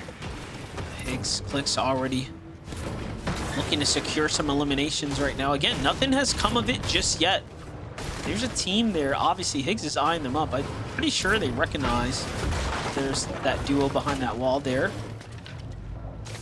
Clicks, though, has a lot to be desired when it comes to the overall loadout just so far. That material count looking a bit light. Comes the big super pad setup right now for Acorn and Bolts.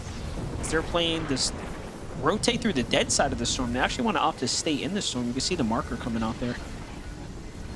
Yeah, and because we saw what Clicks and Higgs, Sniper Dude, Avenger, even saw Cole and Madden all converging over towards Wonky Land, this is going to make it essentially a free rotation towards the western edge of the map. All the teams that could land those shots are already busy, focused on entirely something else. Just trying to stay alive, trying to get Surge, so we should see Acorn and Bolts in a good position this game around. And better late than never in the second half of the day, trying to play catch up to what's been going on around you throughout the game so far. Listen and Aloe, same thing so far, 16 points. Half of those coming in this game alone, contested towards the new Sanctuary. They're able to pick up those 2 eliminations, and sometimes you just need a big moment like that to get things going. As we're watching this, I'm still thinking about Curve, who was sitting at the reboot card while Electro and company were just lurking, holding it down. Talk about that team. You can see in the distance here, Threats actually putting down some shots onto them as they thought they were slick hiding out there. And for Threats and Veer, they might have just saved Veno's tournament here if that distraction's enough for Electro and crew to have to make a move. Luckily still relatively early, 1 tick, storm damage, plenty of time to decide. See, listen, Aloe rotating on over towards Sus Studios, one of the last teams. Say from this side of the map, you still do got a couple more over towards New Sanctuary, but they're just kind of making a pit stop here, healing up before they make their rotation on out. And you see the zip line, they're not necessarily going to carry that into the end of the game. They're just going to use it for right now. That way they can make this rotation just a little bit easier. As Penta spots an opportunity in the distance, he immediately goes after it. This is crazy. Curve is actually 300 damage above the Surge somehow. Still as a solo. It looks like he might have been putting up a strong defense against Zyfta there for a second. And now contemplating if it's time to go for the reboot. But of course, he's going to make a quick pit stop here for the machine. See if he can pick up some heals to go in and sustain himself here in the storm. I mean, odds. What do you think the odds are looking like right now for Curve here? I believe in Curve. I believe in Curve. I think he's the new era when it comes to NA Central. He's had some big moments in the past, even before teaming with Veno. It's just Neo. It's just lurking around. You see Noisy, you see Listen, you see Aloe. And so, yeah, you might think they have to go to zone, but for Curve, he's still being hunted down. Look at it in the mini-map. They might have spotted him out. You hear the shockwaves going off. First shot's going to connect on the Curve. The second one as well. Less than 5 HP. Time is not on his side to get the medkits off. Neo and Noisy. I'm not sure where they got a glimpse of Curve, but they really made that little moment count. Yeah, Curve needed to just overbuild right there. Get a couple splashes out and try to survive. But unfortunately, he couldn't put up the offense needed. And they fall in 10th. Positioning now. That's going to be a really tough one to deal with now as we're in game 4, so we're getting deep into the tournament day 1 here.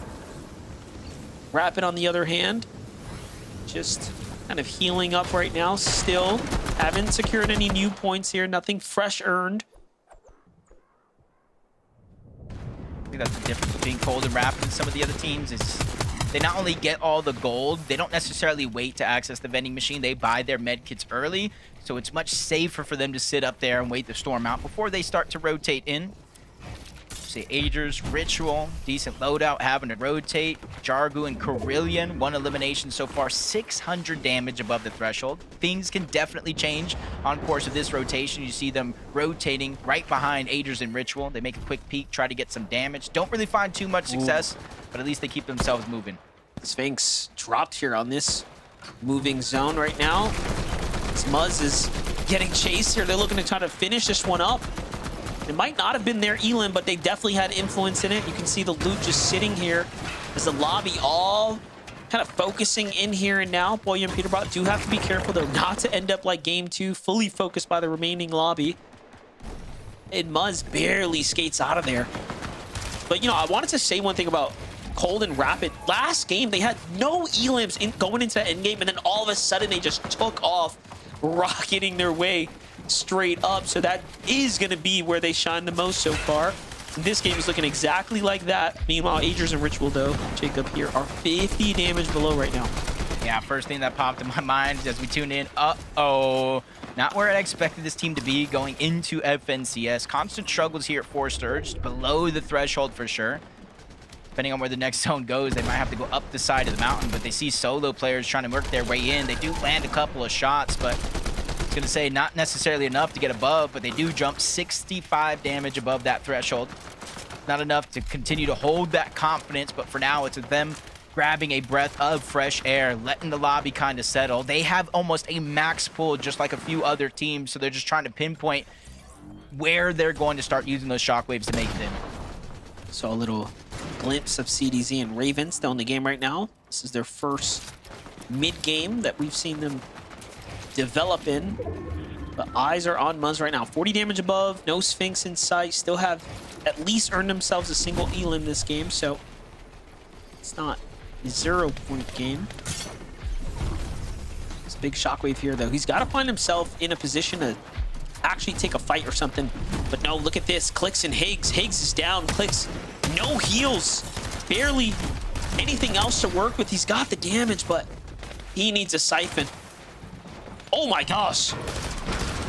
Uh-oh. I'm watching Muzz kind of go crazy as we tune in. Higgs is already down.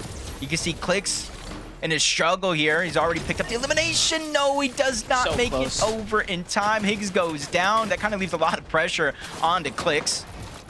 Top 34 monster placement points have yet to set in, so this is only a 4-point game so far for Clicks and that one elimination. You see he's looking for more opportunities. No shield, no HP, not even a shockwave to boost himself forward, so he has to burn through his materials before he's eventually taken down. The back-to-back will not be a back-to-back-to-back. Yeah, and that was crazy for him to get the siphon right there to kind of stay in the game. It was looking like there was hope for a moment, but it's just not going to be enough. So down goes Clicks very early in this game before the positioning gets to get rewarded for the rest of the lobby. Cold and Rapid have a chance now to break away. Everyone else inside the top 10 has a chance now to jump up. Peterbot, Boyo, need to take advantage of this opportunity. Muzz still holding on. Hey, don't count him out. He's in roughly top 6th or 7th there himself. It's going to be a big moment right here.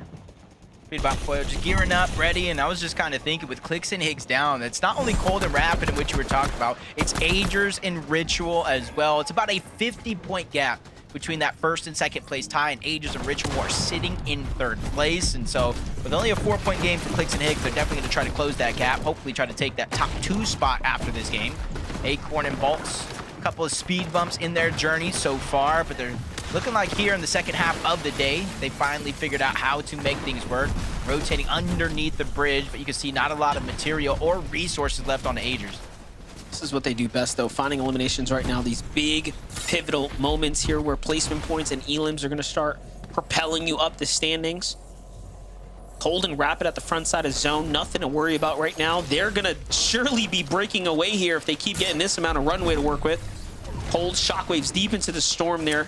It was worth it. He picks up a bunch of extra heals, material, and everything else now. So Rapid and Cold, like we said, just at the start of this, have proven to be the strongest low ground team so far here in the lobby, and they're not switching up the strategy at all right now. Yeah, they get the front side of the zone and immediately return back, starting to build up, giving them time to work with. Even with Acorn and Bolts trying to go ahead and shockwave over, they have a little bit of elevation advantage. Acorn and Bolts going to be stuck underneath. Quick couple of shots going to fire off in their direction. They're going to hold their position. 336, though, above the damage threshold. No real reason to peek, but they're just trying to build that cushion. 4 players go down. Storm Surge no longer in this game. And for Agers, it's not necessarily Storm Surge he has to worry about. It's the lack of HP. It's the 0 builds. He needs a miracle here. Yeah, and I still saw Muzz playing solo as well right now. But look at this. Talk about solos. Boyo is by himself in this end game right now. So close to making it out the edge of zone. He is going to make it. Could find elimination here potentially, but no, not enough shots inside the magazine there. Still, though, does need to splash himself here. Goes for the material first and gets shot while going for it. That little bit of shield being the difference maker to keep him in the game right now. He knows there's danger ahead of him. Forcing himself to build right now. Use the shockwave to give himself that unlimited stamina here now, too. Agers falls on the left. Boya falls shortly behind him in the runway. The opportunity to catch up comes to a close there, and things remain competitive now on the standings. Meanwhile, Bolts and Acorn get off the low ground into the high ground here now. a chance for Bolt and Acorn to play a little catch up. Coming into this game, Monster, they were at 9th place, 126 points. No Clicks and Higgs in this lobby. For the past couple games, it's been them going for high ground, which opens up an opportunity for anybody else if they're daring enough to take it. Reet and Cooper almost picking up an elimination. You can see the desperation in their materials, almost fresh out, and you see Reet going down, just kind of leaves Cooper by himself, trying to hide in that mist, make sure no one could see him, maybe pop off a big shot while he can. Cold and Rapid, though, this is their chance to extend their lead in first place. They were tied up when this game started. Now they're almost at 250 plus points. Big pressure coming in from Acorn up above. That's almost the decision maker to send Cold back to the lobby, but the pressure's coming in. They see the mist as well, so that's why the shots are focusing in on them. And Bolt and Acorn are recognizing this is their immediate competition right here. This is the threat in the lobby. Who's daring to hold the second height? That's the team they want to send back. Great tracking so far. As now we get to see Braids and Visuals in the bottom right. So far, so good for them. They are slowly creeping their way back up the standings here. From that game 1 victory royale to a strong game 4 right here. They're positioned very well. They're just a couple elims away from being inside the top 3 now. Meanwhile, Jacob, look at this. Cooper is by himself here. Yep, global champion here, forced into another clutch situation. Good damage, unfortunately enough, not enough to get the elimination. Would have been helpful for the Siphon. Wager Slepsy getting approached. They're forced to scramble outside of the box. They go 2 different directions, though, so they don't necessarily have the strength in numbers anymore. As Slepsy gets tagged up, Wagers goes down. Into the wrong box he goes, and what a perfect elimination for Cold. Only thing he was missing there was the HP, and now he picks up the Siphon, looking for more. Slepsy in his path along with Veer. They get good damage. No eliminations just yet, but they're staying persistent, making sure to push them further and further outside of the zone.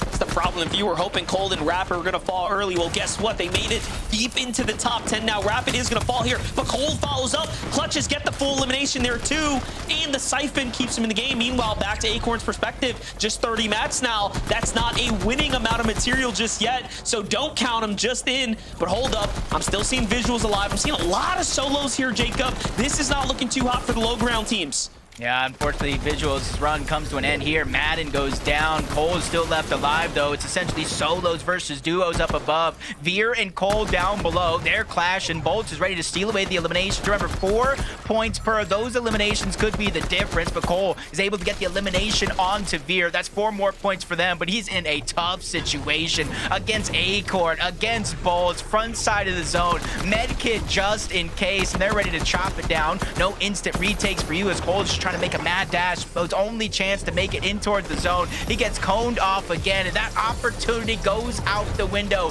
Acorn and Bolts have finally woken up here in the second half of the day to take the VR. And if you was looking at the standings, you wouldn't have even thought they were in the race at 128 coming into this game. Acorn and Bolts do it in game number 4 there, Zeke. You see, MDF? You see it every time you think like, oh, it's all good. Like it just takes one game, a single game. And we knew going into that game that 210 was tied at first. They end with 211, so we know they're probably going to be in the top 5, if not even higher up the leaderboard.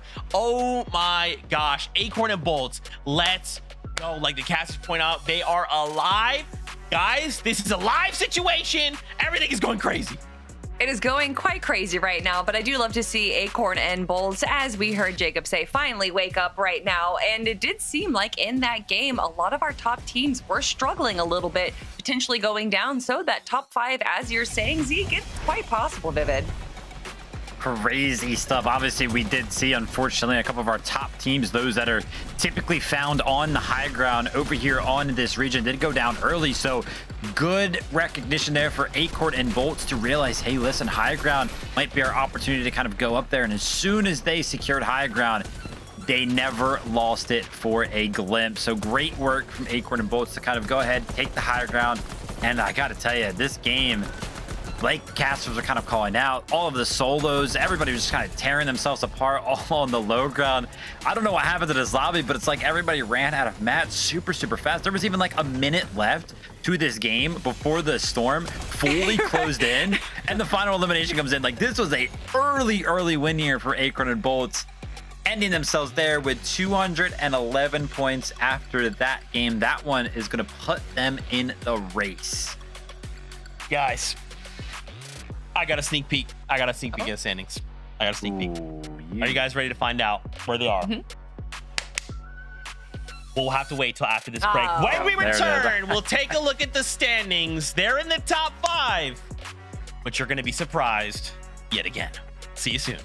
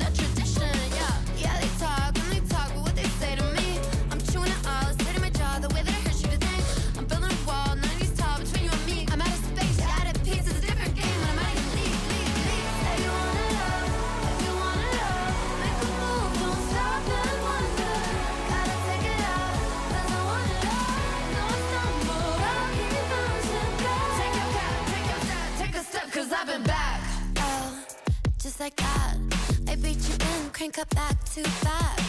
Oh, just like that. I see a dub in my future stats. Oh, I know a place you can go. The doghouse outside my massive abode. It's lovely, it's cushy, and sometimes it's cold. Now sit and watch me get this gold.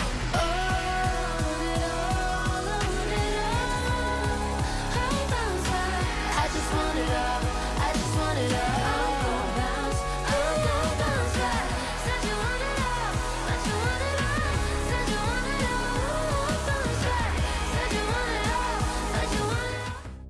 Welcome back, Fortnite fam. So, Acorn and Bolts got themselves a victory royale in game number 4. Now, as we called out, we knew going into the game 210 was tied at first, right? So, they end that game with 211 points. They are in the top 5, but it's just a little more complicated than that because you see, they're currently in 4th place because if we look up the standings, Clicks and Higgs, even though they had a rough game there, they still managed a handful of points. Visual and Braids in that game as well managed to find themselves points with a 5th place and 4 elims, and look all the way at the top.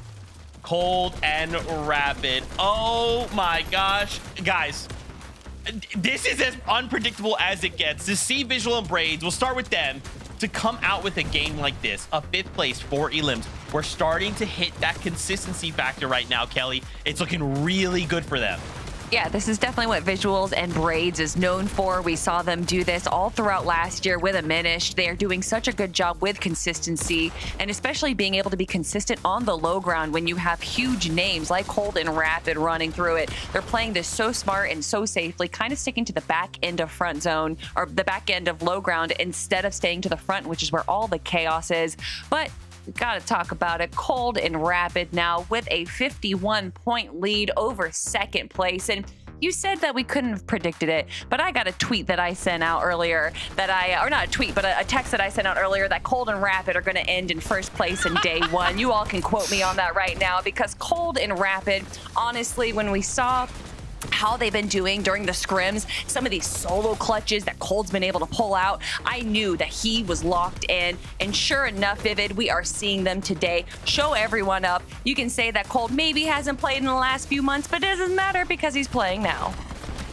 Yeah, I think the big storyline here in this game is that we did see, going into this game, that Cold and Rapid was tied with Clicks and Higgs. With Clicks and Higgs kind of going down early, only able to pick up 4 points. This was their big opportunity to go ahead and create some sort of a lead on our leaderboard. And as you can see right there, they picked up that 6th place for eliminations. And I got to tell you, looking at their games right now, they have yet to place worse than 8th place in any of these games. So just playing incredibly well. But yeah, because of how well they're playing, they've got that lead, 266 points, about a 50-point lead now for them. That's scary territory, right, Viv? That's scary territory because, yes, with a single game, right, we can close that gap, no problem, but they are now firing on all cylinders, right? Cold and Rapid, like you said, have not placed outside of 8th place. They literally have nailed consistency right here, right now, in just day number 1. Kelly, if we continue this trend, they will pull away, right? If we just get 2 more games like this, that's not going to be a 50-point lead. That could be over 100 points.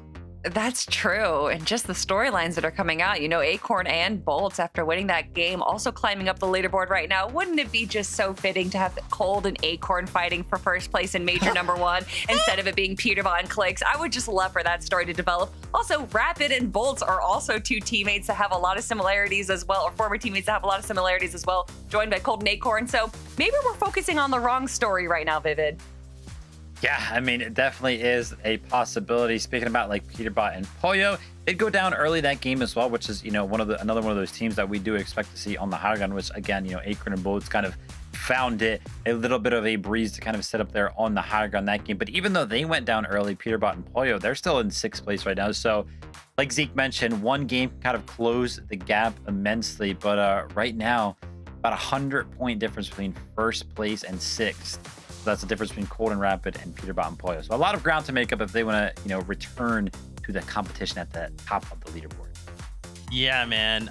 It's looking different, right? Like, even if we kind of go back to Clicks and Higgs, right? We have had these games where, and like, just think about it, right? The moment that you have a tough early game or something goes wrong, every single decision these duos are making is pushing them closer or farther up that leaderboard, right? Because in this situation, one thing goes wrong, and now look, we fall early, and that allows the rest of the lobby to catch up. That allows Cold and Rapid to move further away from us, right? Like, it's so crazy how just these micro decisions that the players are making, Kelly, is like, it's either going to make or break their game right now. And right now, more than ever, we can't be allowing that to happen.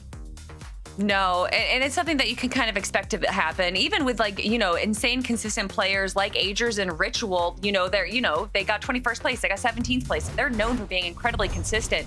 So if you look at, teams, regardless of how they perform beforehand, I think what we need to look at is how, once they have a bad game, like a lot of our top teams did in game number 4, how do they recover? Because we know emotions can run high, and a lot of our top teams are very emotional players. And I think when it comes down to emotion, Ritual and Agers are able to stay cool, calm, and collected.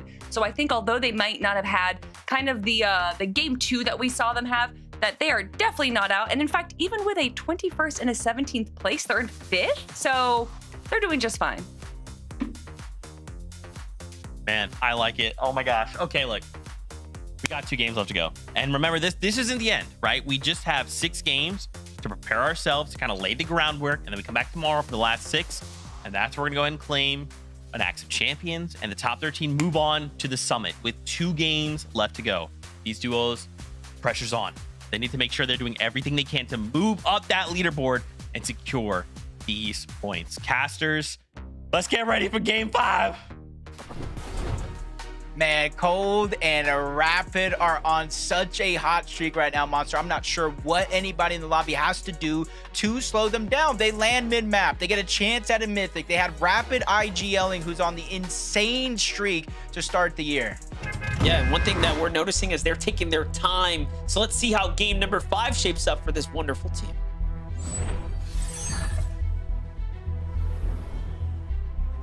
Now we had a tie to start last game. Now we have Cold and Rapid with a 51-point lead. Visuals and Braids in second. Clicks and Higgs 1 point down from there in third, with Acorn and Bolts. Big victory royale in that last game, bursting them into the top 5. And this is where it starts to get interesting, Monster. As we said, 2 games left. Where you end on day 1 really plays a part in how you get to play out day 2. Yeah, no one's played perfect so far other than Cold and Rapid's incredible level of consistency so far. You know, and you would think by now, because of how slow they play that early game, they might have surge issues. So with these next 2 rounds, let's see if that strategy continues to hold up. Meanwhile, Naves and Tex make quick work of paper. It looks like off the drop, just besting them there. So things are looking good. Empen and Jack found themselves obviously here in the finals today, finally making good use of the opportunity. There goes their first eliminations. Nicely done, putting themselves on the board here. Jack and Empen now just have to finish up Avenger here on the outskirts. Gotta run for it. They're gonna have to find him first, but he shockwaves in their direction trying to get out. He's hoping to hit the rift here. Even if he does, it just puts him in the sky right now, and almost looks like Jack's persistence there is going to make sure they clean up that elimination. That's their second one on the board. And it's going to be raining loot for a little bit, so I got plenty of time to go pick that one up. Back on over to Electro. Oak, we know that this was, of course, the team that kind of threw Veno and Curve for a loop after getting Veno early. You know, Veno and Curve did get to play their game out, but not exactly at the pace that they probably would have liked. Either way, can Veno and Curve find their way back on the tracks here and push themselves up the standings? It's yet to be said. Take a look at Power. Noisy, still in the competition right now, but Neo finds that elimination right there. They're at 110 points here, Jacob. Actually doing surprisingly well so far. Yeah, and that sometimes all you got to do is keep yourselves within a certain point gap, right? For some players, it's for first players. For others, it's that simple top 13. And right now, if you look at the leaderboard, there's still plenty of games left to go, of course. It's Aviv and King at 136 points, so they're not far off from that threshold, which is a spot at the Major One Summit, Dusseldorf, Germany. And that's why you see teams kind of trying to switch things up. As others taking it a much faster approach, others slowing things down. And for Power, already knows that Penta's gone, no builds. That means these next couple of shots, if he does run into either one of these 2 people, are going to be some of the most important shots in his entire tournament so far. Most definitely will. So off he goes, just try to lurk about here. Zifta and Void obviously watching the exits. Nothing coming about just yet. Meanwhile, Veno Curve back to the lurk. It's just like clockwork for them. Veno might have missed his opportunity, though, as Oak was right there in front of him. Still has Electro here to the side, though. Electro doesn't even know he's coming by. Couldn't help it. Has to open fire there. Not the biggest opener that he was looking for, but Curve's already playing a side angle. Oh, did Oak Did he not see him? Curve? Oh, he didn't. This is going to be one of the biggest lurks right now. It's almost like flip-flop of what they've been doing with Veno approaching close, Curve being in the distance. Chaos Reloader here. Just 1 second of distraction. Nice shot onto Oak. Curve now fighting off more than he can chew, though. Instead of getting full-on aggressive, getting the box, he approaches from another angle, trying to keep the pressure on Electro, not wanting to let him heal. Veno doing the same thing, but it's only going to be a trade in shots between Oak down below as Curve finishes off the elimination there onto Electro. Now it's going to be a 2v1 situation that does not last long. This is Veno and Curve. This is their get back from that last game. That puts him at 3 eliminations right now. A very strong start here. Again, elims are rewarded so much more in the current format. You love to see it. Back with Higgs and Clicks, man. This is tough, right? Because now they have to make up for the lead that they lost, and they pretty much handed up on a platter to Cold and Rapid there in the last game. Yeah, they've been blessed the past couple of games. Zone going in their favor, up towards the north, close by Wonky Land. So see how they handle the pressure if the zone pulls away in the last 2 games. Maybe they can actually utilize the wheel to try to rotate in. But at least they don't have a first place target on their back like Cold and Rapid might. Center of the map is Reet and Cooper. You can see them straying away from Latte Landing, doing what some of the other teams are doing. One person is kind of on a hill, trying to distract, shots from the distance, while Cooper is just trying to walk up, hide the audio visual, and get a sneaky shot. Yes, it's going to be the Thunderburst on to QK. No knock just yet, but that in its own mind is a little bit of a success for Cooper and Reed. Oh, for sure. Mistakes were made from QK, leaving a sidewall open there, allowing them to just get free tags there. He didn't even realize where the shots were coming from for a second there. Saw the hesitation on the builds. QK Contract have also earned a fair amount of points, right? These are all teams that can still jump their way into top 13. Back on over to Cold right now, who clearly is in top form here. And they're just ahead of the pack by over 50 points right now. Really respectable tournament run so far. Jack and Inpen, though, not looking too hot. We're started off super strong for them, earning some points now. Inpen, though, lost in the exchange outside of the Latte Landing. Madden and Cole are going to come out ahead there. Jack is forced to retreat, and he's going straight into Reed's team, so he does have to be careful. Yeah, maybe he just doesn't have the timing there. For Reed and Cooper, who've almost done something different every single game so far in terms of how they've been rotating into some of these zones, so it's easy to catch a couple teams off guard. Two on board visuals and braids. Talk about sticking to what works. 250 points, sitting in second place. This split drop outside of Dark Dominion. Just like I said in one of the previous games, no matter where the zone goes, they're more than likely going to be center map on top of a hill. So it gives them the luxury to kind of sit here. Yes, they might have to tank some storm damage, but every team in this game rotating in from the east, rotating from the south, will have to pass by visuals and braids, which gives them at least an opportunity to start accumulating that damage. Better now than later. For Bolts, Acorn, back to the high ground they go. This is their trusty strat. Again, they started off pretty slow, right? We were looking at them like, okay, so decent game one, and then things kind of fall off pace, but you have that monstrous comeback. All of a sudden now they're up in that 200-point threshold. And look at this. They got eyes on Clicks and Higgs from up top. You would think that'd be out of render distance, but they could just barely pick up the names there. Meanwhile, Peterbot doing the same thing, has Spoyo down low. He's kind of playing the base here. He's continued to do this as well, being the kind of the sniper in the tower for the duo. Some of the best aim in the game. You kind of see why I connect with 2 tags there, 40 damage. It all adds up over time. Some extra heals not too far away, and then the mending machine down below.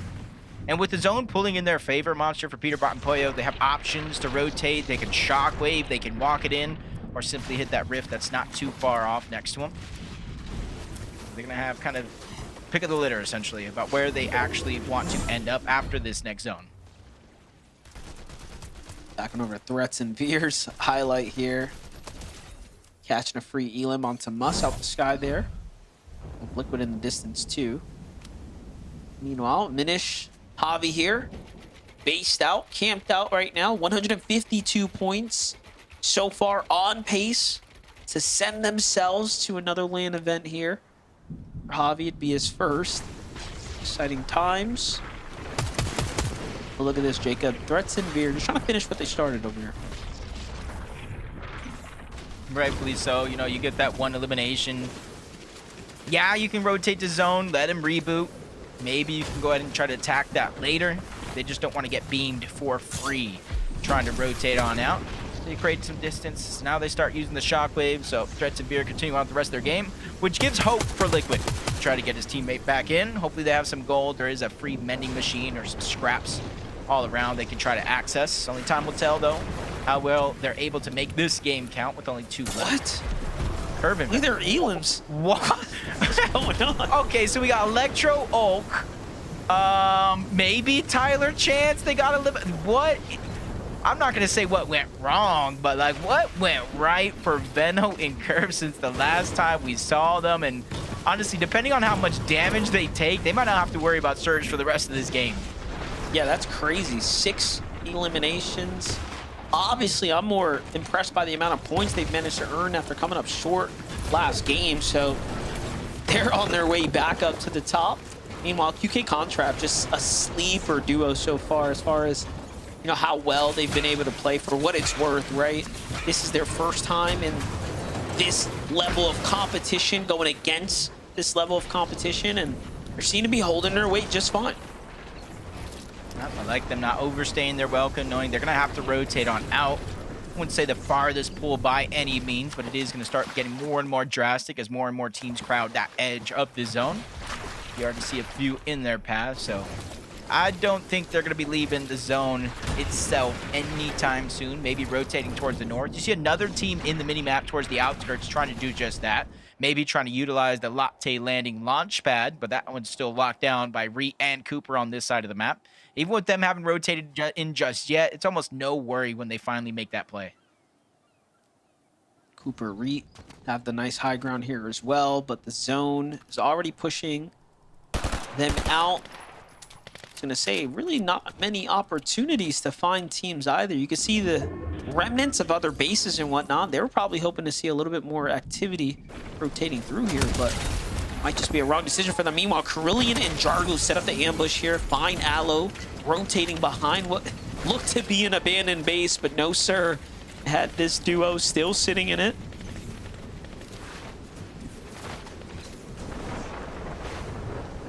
Trying to think, like, Jargo hasn't healed yet. It almost seemed like they had some extras there to try to get the HP back on up. But timing sometimes is of the essence. Beating other teams to a rotation is going to be important to jump back on board Khan and QK. 243 below the damage threshold.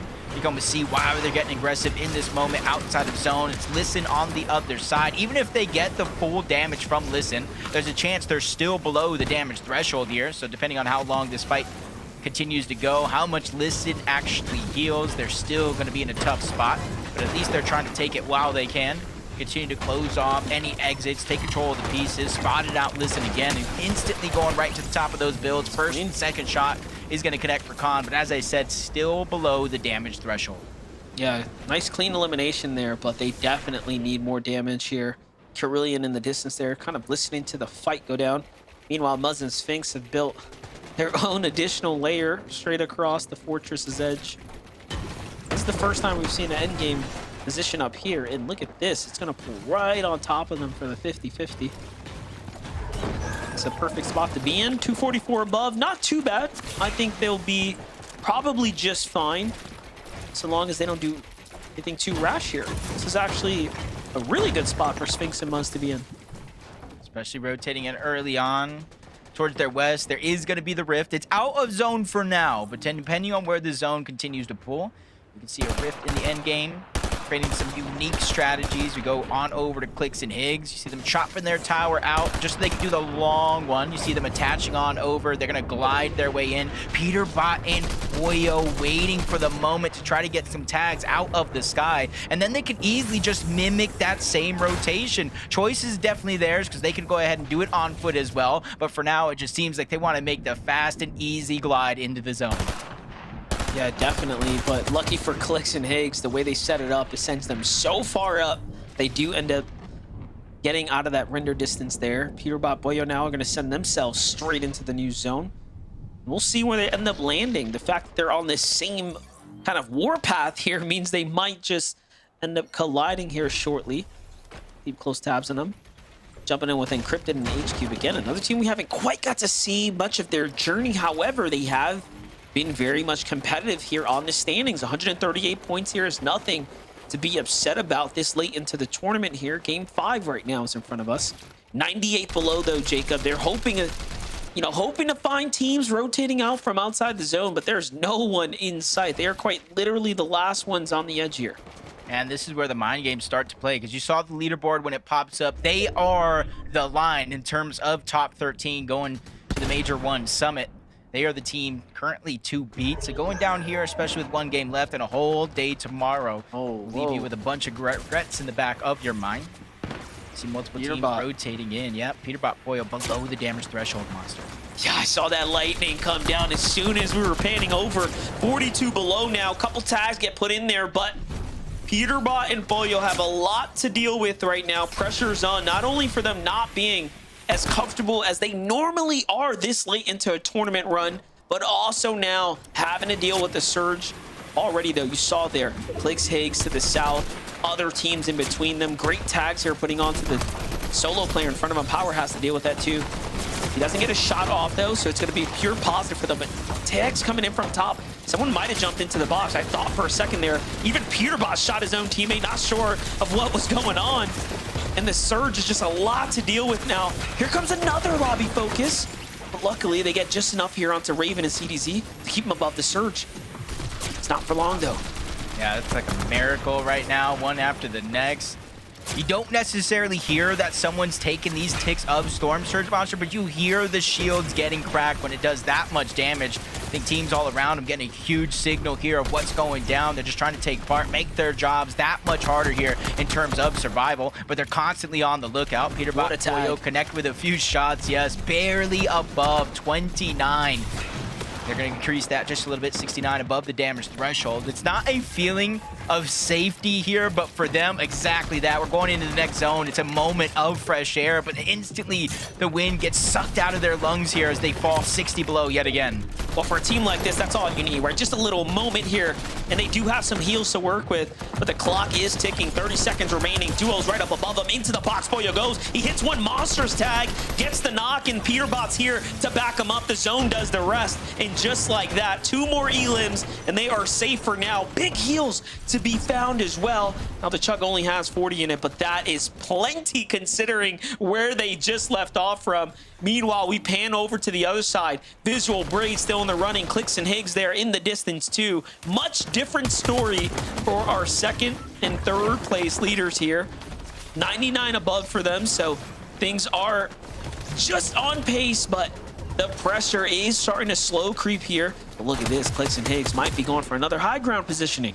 Yeah, this is actually a smart rotation by them. We saw Bucky down, rolling around at the bottom. Zen was trying to save, but Visuals and Braids were pushing up. Instead of focusing any pressure in that direction, they immediately rotate to zone. Jump on board Rapid, less than 25 HP. Luckily, he has Cold by his side, holding on to those builds, making sure they don't get pushed for free. It's actually separated right now. They're in 2 different boxes. That would have been a perfect time to strike onto Rapid, but Cold is looking through the cone, gathering information, waiting for Rapid to make the rotation on over into the same box. Meanwhile, he finds another big elim onto Magma. This is how you create moments instead of waiting for them. That timing couldn't have been better, and Cole's got the right idea. He's thinking this guy has to get knocked somewhere close by, but unfortunately, is going to be out of reach, and they could have used that little bit of loot right there, but the fact that Cold and Rapid have managed to kind of found a stable ground here, that's going to be a problem for the standings. Meanwhile, Visual and Braids is like the sleeper duo we're not talking enough about right now. They have just remained so competitive, and while all eyes are on Cold, Rapid, Clicks, Higgs, Peterbot, Boya, you have Visuals and Braids slowly working their way up the standings as well. Yeah, they didn't even really look up at high ground. They know how many teams like to go up there. They said, you guys can have it. We're going to wait and find these perfect eliminations down below as another one spotted out onto Wagers. No Slepsy in this game, which means that team is fully eliminated out of the game. Braids and Visuals are continuously heating up here in this game. Peterbot as well. I did see Preston go down. Luckily, we get a huge view of how Peterbot and Poi were able to pick up another elimination. I like he captures Preston, opens it, and Preston tries to jump out the box immediately. Just never know. Meanwhile, Higgs and Clicks tanking Storm to get some ultimate positioning here, but Clicks gets collapsed on by Dozier and Eshu, and just like that, he is slightly out of position, but so is Acorn too. Higgs tries to break the builds there. It's Bolts who goes up for a cheeky little high ground play there, and it's all up to Higgs now to try to play this out for positioning here. This is going to be close, but hey, he's got this mountain, which is all natural elevated here to work with. Dozier, Ishu know that they've taken one out from the top. Up they go. Peterbot and Boyo bounce their way back into the game now. 5 eliminations for this team, and finally now big placement points are being earned here. Yeah, if you didn't watch the last couple of minutes, you would almost not even know Peterbot and Boyle were such in a drastic situation, forced to literally fight their way out. Cold and Rapid as well. They finally reunite into the same box, but they're getting pressured on the other side. Rapid's trying to hold on for dear life. Cold is there. They're just trading shots back and forth, but Rapid is taking most of that brute force. Luckily for him, Cold is there, just trying to push that team further and further out towards the zone. There's really no time for Rapid to heal. He has to make this rotation with barely a sliver of HP before him and Cold once again reunite on the front side of the zone.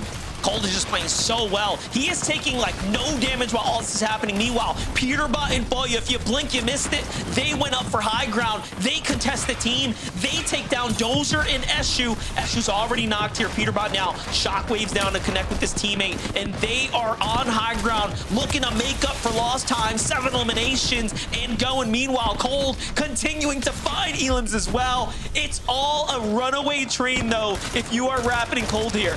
Oh, but Ritual and Agers, they made a play for a high ground, and they get the knock onto Peterbot. Nobody is now solidified as that team up above. Cold is even trying to retake it. Rapid shockwave up. Gosh. One team's loss is another team's gain, but they get chopped yet again. Agers and Ritual, the persistence is there. They're ready to fight for it all. That fight for that first place spot on the leaderboard. Doesn't matter who's in their path. They're ready to bulldoze their way out of the lobby. It's only a matter of time before someone else gets a victory royale, but then you have Visual and Braids here at 8 eliminations. Again, the team that no one is talking about is running things on the mid-ground. Make it 9, make it possibly even 10 here in the coming moments. Meanwhile, Cold is on the ultimate low ground. No mass, nothing to work with, and he is just earning placement points. The one thing that's holding him back from really breaking away here, and now he's inside the top 6, and another elim is all his. Yeah, the zone passes over Cold, allows him to cut back onto Carillion. Now he has another player in his line of sight, which is Madden, but there's still duos in his path as well. Visuals and Braids. These are all heavy hitters that are looking to end the run of first place here, but he gets 5th overall. Cold and Rapid continue the hot streak, but there's only 2 duos left alive. Visuals and Braids, winners of game 1. Agers and Ritual inside of the top 3. They get that first knock onto Visuals. Braids falls shortly after. Agers and Ritual take the game. In a great fashion there too, but Visuals and Braids now a 2nd place. They already won a game here today. What more can you ask of these teams? It is a who's who in the end game here for game number 5 there, Zeke. FTF, the chaos. It's too much. I cannot believe it. There is just so much packed into these games, man. There's just people overdriving in the air, fighting each other, contesting height, fighting in the front side of the zone, bottom of the zone, mid zone. It doesn't matter. There's chaos everywhere. But in this moment, Agers and Ritual have found themselves a victory royale in game number 5, and in the process took down the Titan that is Peterbot. Kelly, I feel like if that doesn't give me a boost of confidence, I don't know what will. Yeah, I need to apologize. I was kind of questioning how Agers and Ritual were in 5th place with a 21st and a 17th. I'm sorry. I'd like to apologize. Clearly, your placements are not an issue because you're walking away with a victory royale in game number 5. And you're talking about the chaos, Zeke. You're talking about how we weren't able to really follow along. Well, they were kind of able to just forego all of the chaos, Vivid. Agers and Ritual just kind of allowed themselves to sit in the mid ground, saw all the chaos happening on the high ground, and then waited for everyone to kind of get that out of their system before they went for height and then able to hold it. Yeah, patience being key here for the duo. Yeah, all that chaos, I couldn't even keep up what was happening. We had solo clutches going on. Low ground was fighting for this. High ground was fighting for that. And yeah, at the end of it all, Agers and Ritual somehow not only impressively got the win, but got it as a duo. Sometimes when those games get so chaotic, it's really, really hard to stay healthy as a duo. But from the high ground, it was easy for them to do, and they got that game win. And I can only imagine what the leaderboard is going to look like. Oh, man. 1 game left to go, Viv. When we return after this short break, we'll start taking a look at that leaderboard. We'll start setting things up because remember, we have 6 games today, and then after the 6 tomorrow, we are crowning champions. Fortnite fam, we're going to take a step away. When we return, we prepare ourselves for the last game of the day. See you in a bit.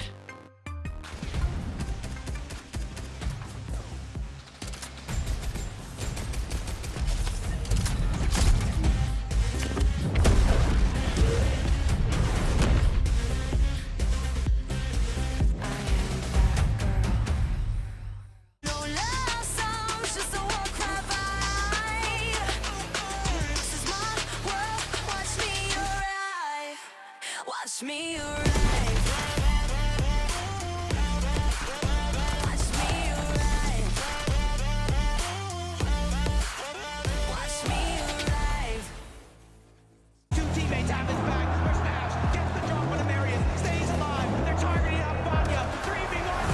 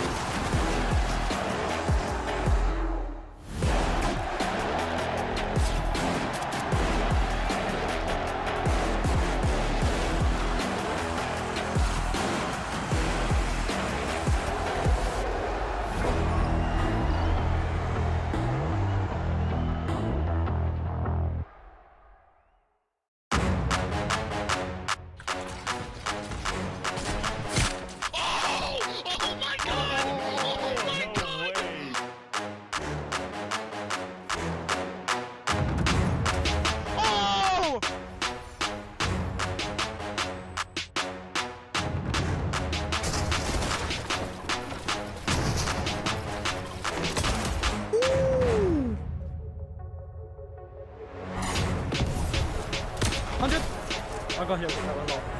I'm popping in med bit. Wait, short. Got 6 builds. No, max up. Wait, if you have med play. 100. 100. Oh my god. Oh my god. Oh my god. And I don't know how to feel about it. You're not used to losing. Getting beaten? Not like this. These players are just so locked in. Could it be the milk?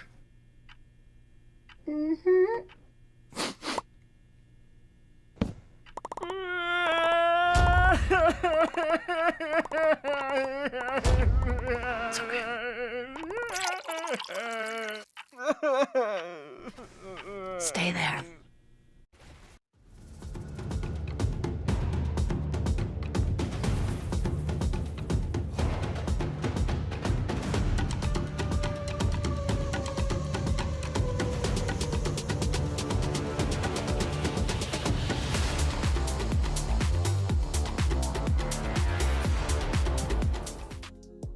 Fortnite fam, welcome back to the FNCS. This is Major 1.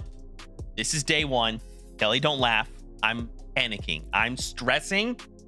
Much has developed after this last game. In case you just tuned in, maybe you're just like, oh man, I've had a long day coming in. I'm watching the FNCS. Welcome. Happy that you're here. Game 5 went the way of Agers and Ritual, which is massive for the duo. They ended with 267 points. As we take a look at those standings, this now puts them in 4th place. This is huge for them. Now we only have a single game left to go here. I don't know how, but Cold and Rapid continue to hold on. They just continue to just find these little consistencies. They just chain together these situations, Kelly, and it's enough, right? A 5th place, 6 elims, and still they are ahead of the pack. It's only 20 points. But if we just keep doing that, right, we just stay ahead of everybody else.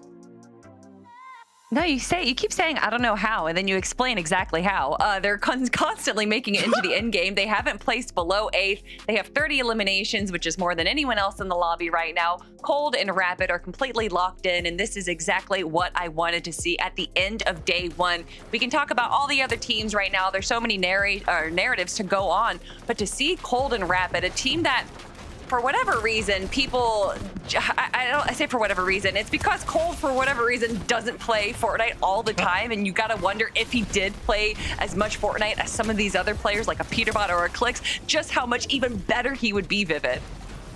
It's crazy watching back some of the replays from that game. You can see a lot of the times how close their game is to being over, right? They were kind of walking around on the mid-ground layer. They had 0 builds to their name, and that was top 16, right? There was 16 teams left alive when that actually happened, right? No builds. It seemed like the game was pretty much going to be done, and somehow that game ends up being a 5th place for them. Like, these guys just will not lose. They will not go down without picking up a plethora of points to keep them in that 1st place spot.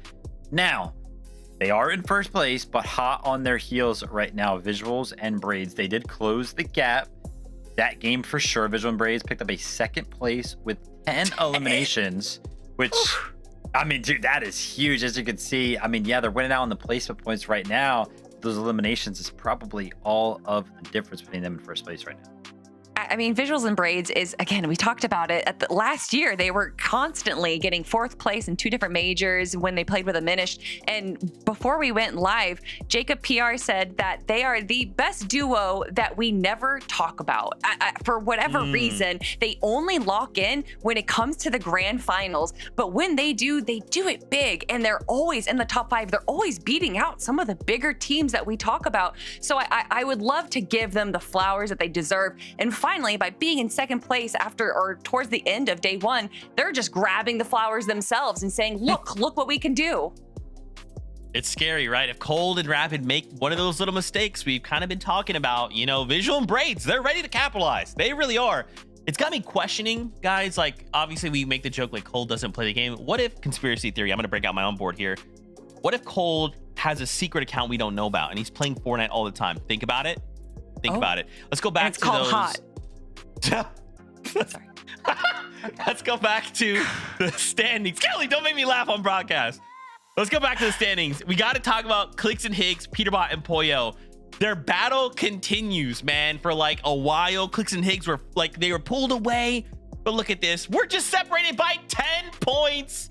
Oh, man. Even after those 2 victory royales, Kelly, I'm looking at those 10 elims being the difference maker right now. Oh, boy. Oh, boy.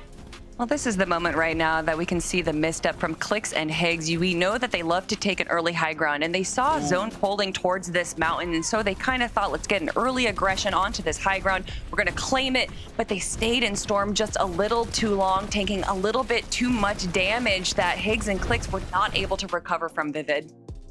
Yeah, I mean, they look like they were in prime position to go ahead and win that game, right? Kind of launching up on top of the hill right there. Just a little bit of an over peak from Clicks. Got beamed by the rifle. I would have to imagine that was, you know, on the receiving end from Ishu, who was going to be the player that ended up aggressing towards him.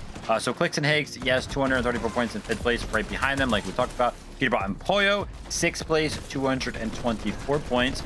Honestly, not a terrible game from Peterbot and Pollo, right? It doesn't really feel like that because we didn't see them in the end game. We don't really see them fly up to leaderboard right now, so we're kind of like, okay, it doesn't really look like they had a good game. They got 12th place, so not the best placement, but picked up 8 eliminations, which is their most eliminations so far throughout the day in a single game. So super cool to see.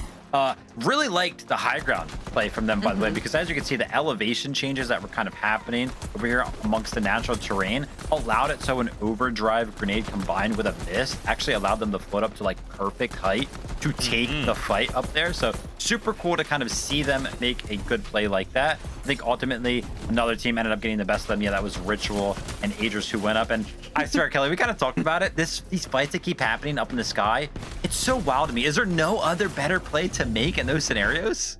Yeah, what was it? Ritual launched up in the air, and then Peter followed up launching in the air as well to shoot Rituals, but then Aegis followed Peterbot and shot him instead. And you gotta wonder just how distracted everyone is that there's just 2 different duos floating up in the air having their own Dragon Ball Z fight, and no one else is looking up towards them. But 5 games, 1 more for day 1, Zeke, and it's just so much has already happened. I know, Kelly, this is it. Okay, this is the final opportunity for these duos to cement their day 1 performance, because they're gonna have to look to pick up the pieces that they've laid out tomorrow, right? And bring whatever they've learned into tomorrow's 6 games and fight for either spots going to Dusseldorf and the Summit or an Axe of Champions and a title, right? Like, this is so crazy. One last game today before we say goodbye. Casters, for the last time, take it away. Honestly, Monster, I feel like we're just sitting down for game 1, starting the day, and we're in game number 6. The last chance that these duos have for today to try to get as many points and close that gap as possible. Yeah, I probably shouldn't have had another coffee before this all started. I really didn't need it. The competition is that good right now with Cold and Rapid in such a monstrous lead. Let's just see if they can hold on to it.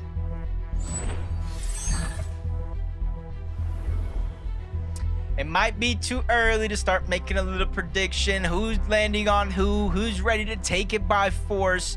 But this is game 6, and honestly, where you stand at the end of today, you're going to have to go elimination crazy tomorrow. You're going to have to get consistent top placings if you do want to win this competition, as Jack and NPen do fly down at their drop spot uncontested this time around. They got to watch out for the mountain ranges with Cole and Madden, Acorn and Bolt, and even Frigid Fortress where Osin and Scare land. But for now, it does look like they're going to have a good early game.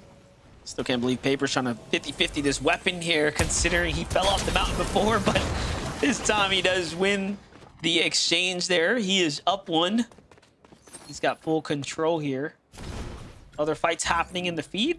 Seems like a little bit of a mix-up. Saw Ritual take down Raven.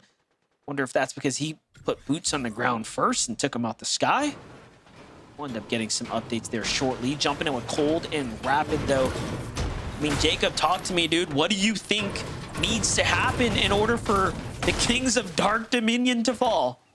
Honestly, they just need to have a game that is unlike any other. Their worst game today is in 8th place with 5 eliminations. So it's going to be hard to topple over a team like this. You see Max, you see Moppings. No, I know by looking at this point of view, you'd think they're going to run into each other, but Max and Moppings are underneath in those little turbines just trying to loot. It's a little bit of a split drop. Cold and Rapid don't typically go underneath there. So it does look like both of those teams, you know, I'm doing air quotes here, uncontested in this game. Nothing too much to worry about. Visuals and Braids, we've seen them at the start of some of these games so far. They don't really stray away from their plan. They are in the center of the zone. They just got to hope that they get the good loot because they don't normally go and scoop loot up else from anywhere else. Just take me way back to that like Cammy Seti day where they were landing kind of split mountains and having full control of the center zone. No problems with rotates, but give us a second here. Peterbot, Boyo doing what they need to do, finding an early elimination, rotating out. This is almost looking like a repeat performance of game 3 and 4, where they wanted to play hyper aggressive to start making up for points. And it has seemed to pay off for them for the most part, right? Like all they're missing is kind of closing things out and making some big end game performance or positioning points, but the elims are definitely there. You know they can pop off at a moment's notice. We tune in Acorn and Bolts. This is one of those drops where you don't necessarily get contested if you're Acorn and Bolts because it usually narrows down to just kind of like 2 separate 50-50s on top of the mountain for those chests where Acorn and Bolts usually, more times than not, have beaten out teams like Peterbot and Poyo to kind of go ahead and claim this drop as their own, which kind of means they're safe for the early portions of this game. 20, not so much. Neko's already down, so the world is literally on his shoulders for the last game of today. But luckily for him, there's still so many other teams right by him battling it out. It's going to allow him to disengage for free. Yeah, he gets saved by Bucky and Zen, who just come in and then get crashed on. They thought they were going to set up the big alert, but it seems like they were spotted out. Meanwhile, Listen and Aloe seem to have been fragmented apart as well. Well, he's forced to play by himself, so quite the messy start for all 4 of these teams or so. Meanwhile, Braids, though, falls here. It's all up to Visuals. Big problem here. It's Magma and G-Monster who come crashing the party here. Visuals, though, gets collapsed on. It's not looking good. G-Monster's in the box. Visual forced to back off, and I don't think he's going to be able to get away, but G-Monster fails a little edit there. This gives him some time. Visual gets a little heal off, and this is so close. Just like that. Second place is down and out. They thought they were safe on the mountain here, and it's just all over. Luckily for them, they have a 36-point gap. They are in second place. Like you said, 311 points. Third place is Acorn and Bolts at 275. So a little bit of a cushion. You got to imagine they're going to fall from that second place spot. But how high do they stay on the leaderboard after this game is said and done? So it's really going to matter.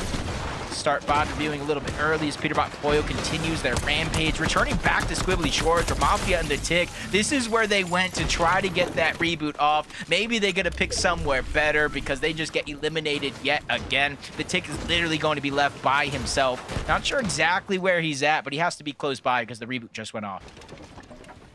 Nice little pickups there, but you know what? Last game they did this too, and they still found themselves not exactly in a position to, you know, outpace the general surge damage. So these elims are just coming across as super quick, but it will come down to can they pick apart other teams on the rotates there as far as positioning is. But Curvin, Veno back into the mix here, back in the action. Last game was a generally decent one. This looks like a little deja vu as they take down Chance and Tyler once again here. When we tuned in like Zone 4, they had 6 elims. We'll see what they end up doing this game. Yeah, really just taking quick advantage of the teams that are contested on the south side of Battlewood, whether it's just damage or full-on eliminations just like that. They have their game plan set and ready to go. Acorn and Bolt, similar for them. This time around, you see them get off of the mountain right away. They have a feeling the zone is not going to pull over in that direction, so they want to get one of these priority positions over towards Painted Palms. A little bit of a mountain. They go ahead and replenish some of those builds, brick and metal, and they're going to sit Bolts up top, and he's going to be the primary source for their search. Got the split once again from Higgs and Clicks here. This time, not opting to sit right on top of the wonky land. They want to be a bit dynamic here, so the mountains, this bush here it is. Creon and Dragon there, based up in the distance. Clicks might find some tags here shortly.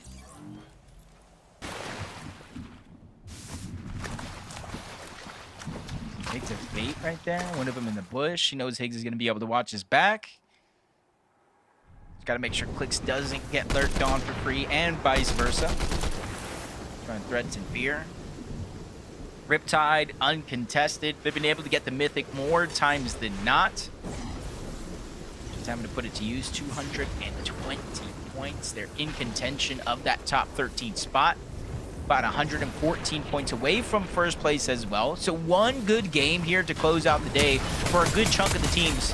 And possibly bounce them into first place as Bucky does go down. Blake and Preston are able to get both of those eliminations and even a third on top.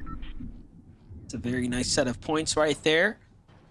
Keeping them in the conversation so far. Again, there are still teams fighting for that top 13 to make it to LAN.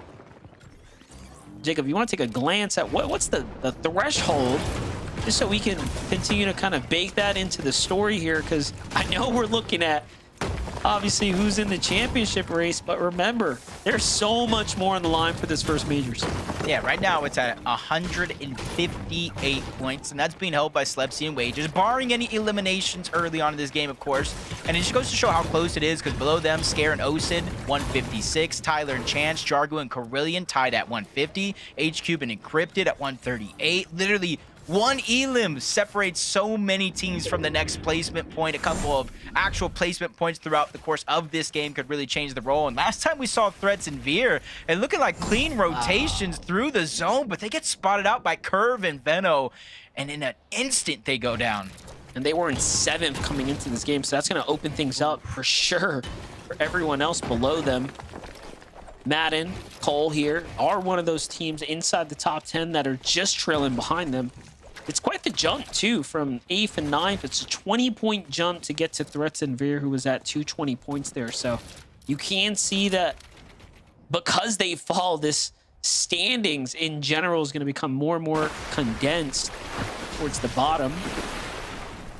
Clicks-Peterbot, though, continue the aggression. We've seen them actually fight this team before and come out successful. They just seem to be essentially picking apart these same duos in their vicinity, and this is how they're earning all these points here. Yeah, I'm not sure if it's planned or not, but kind of like what you're saying, just one elim, let the reboot go down, clean the elim up again. Only 3 so far. 2 of the elims are on one of the same players. Then he's able to get Skinny Cat, someone they eliminated in an earlier game. But all of that was going down. Guess what I saw on the feed? This here, Veno with a double elimination. The shockwaves and the fizz. And the interesting thing about that is you don't necessarily get the audio visuals. So he is just sneaking on players left and right. This is how they're doing it. This is how they're basically the most successful early game team I think we've tuned in with on this entire tournament day. They could just clean up their end games, get a little bit of luck on the zones, maybe some positioning. They'll be up at the top. So tomorrow could be a day of adjustment for them, and we could very well see a Veno Curve comeback. Mud Sphinx were in that same conversation for quite some time, but again, just coming up short, finding themselves being picked apart, I think, by Peterbot and Boy on that last game there, as they fell at 23rd in the previous one, and then 8th last round with only 2 elims. So either way, they did manage to clutch up, even though they were taken out a little bit earlier. Sometimes just being patient, not making a rush to decide any decisions. Just kind of having a calm, cool, collected demeanor. It's very, very similar here to Cold and Rapid. You can see it tops this total shotgun damage of everybody else in this game. Which goes to show that Cold, man, it's just, the rumors are true. Doesn't have to play. Honestly, just the grind that he's put in the past couple years alone is paying off. He's a prime-time player here. One team's going to be in their path towards the south. Even though they have to rotate in towards the east, they do have the shockwaves, they have the fizz, so they can cover a good chunk of distance in no time at all. This little did they know there was a team rotating right below them there, so a little bit of a missed opportunity for them. Meanwhile, Cooper and Reet have this crazy looking pace. I was gonna try to describe it, but I don't know what to say. It's just set up for obviously some tags fishing here.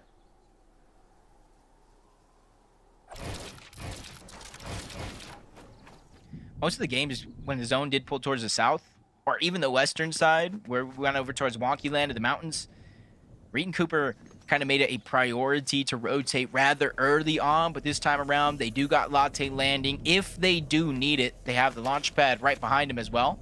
But they're there just on the edge of zone. They can easily climb back down, shockwave off, try to close distance that way, depending on where the next zone falls. So it's not going to be too many difficult decisions for them to come up with as the game continues to move on. Aviv and King, though, all the way on the south towards New Sanctuary. 2 eliminations so far, and this is one of the first times we're seeing them really stray far away from Sus Studios to try to pick up early damage. Those are some huge elims. This is going to put them right in contention for the top 13. We're at 144 now. Elims are just the best way, really, to go ahead and make sure you're on pace to qual. Acorn and Bolts, though, they're trying to fight for first. Targeting down Osid. Scared down low. You see up top, Bolts has clutched a 78 points as a solo, the most of all players here today. Just really showing you why Bolts is one of the better fraggers out there. His ability to perform clearly has been shown here this weekend so far. They've been able to get at least 1 win so far. Kind of woke up from that slumber. Benno and Curve getting aggressive. This is first place thereafter. Oh. They got the Elim onto Cold. Rapids now by himself, stuck in a tough spot, trying to get out. Use the porta potty. King and Aviv in there are as well. They're just trying to get out, and now Curve and Benno have to make that decision. Do we go along with them? It does look like that answer is going to be yes, but luckily for them, King, Aviv, they've already rotated on out. 2,000 damage almost above the threshold. Venno and Curve realize the situation that they're in, Monster, taking a page out of Peterbot's playbook, saying, hey, if we have any hope of winning this tournament, it's going to be by eliminations and coming back. The best part about that is Venno and Queasy quite literally set that trend, right? They were the first villains we've ever had in the Fortnite lore. Venno's at 7 eliminations total right here alongside Curve. This is just some exceptional performance right now. And again, it just makes you wonder. They have been the most successful early game duo that we have seen when it comes down to just the way they've managed to ambush duo after duo. It is just a matter of finding placement points in the end game for them. I'm feeling a big Benno game here. I'm feeling a big Benno game here. Gold pistol, mythic iron pump. This dude is going to turn, look at people, and they are going to go out like a light. So I'm eager to see how he continues to perform. If he does make it into the next portion of the game. Max pull, though, for Peterbot, Poyo, and a few others. Much better off, though, in this game than they have in previous games in terms of that Storm Surge. Almost 800 above the threshold.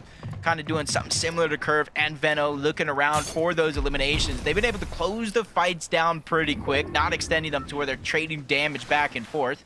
They just got to worry about this rotation here. We're kind of seeing the other side, exactly that. Rapid by himself. And honestly, any points here from Rapid are huge. He just needs to get inside of the top 25.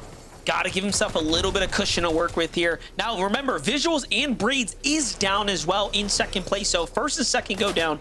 This is the perfect scenario for an Acorn and Bolts to have an opportunity to kind of solidify a lead going into day 2. And Acorn has not been someone who has often had successful day 1s. He usually comes back stronger day 2.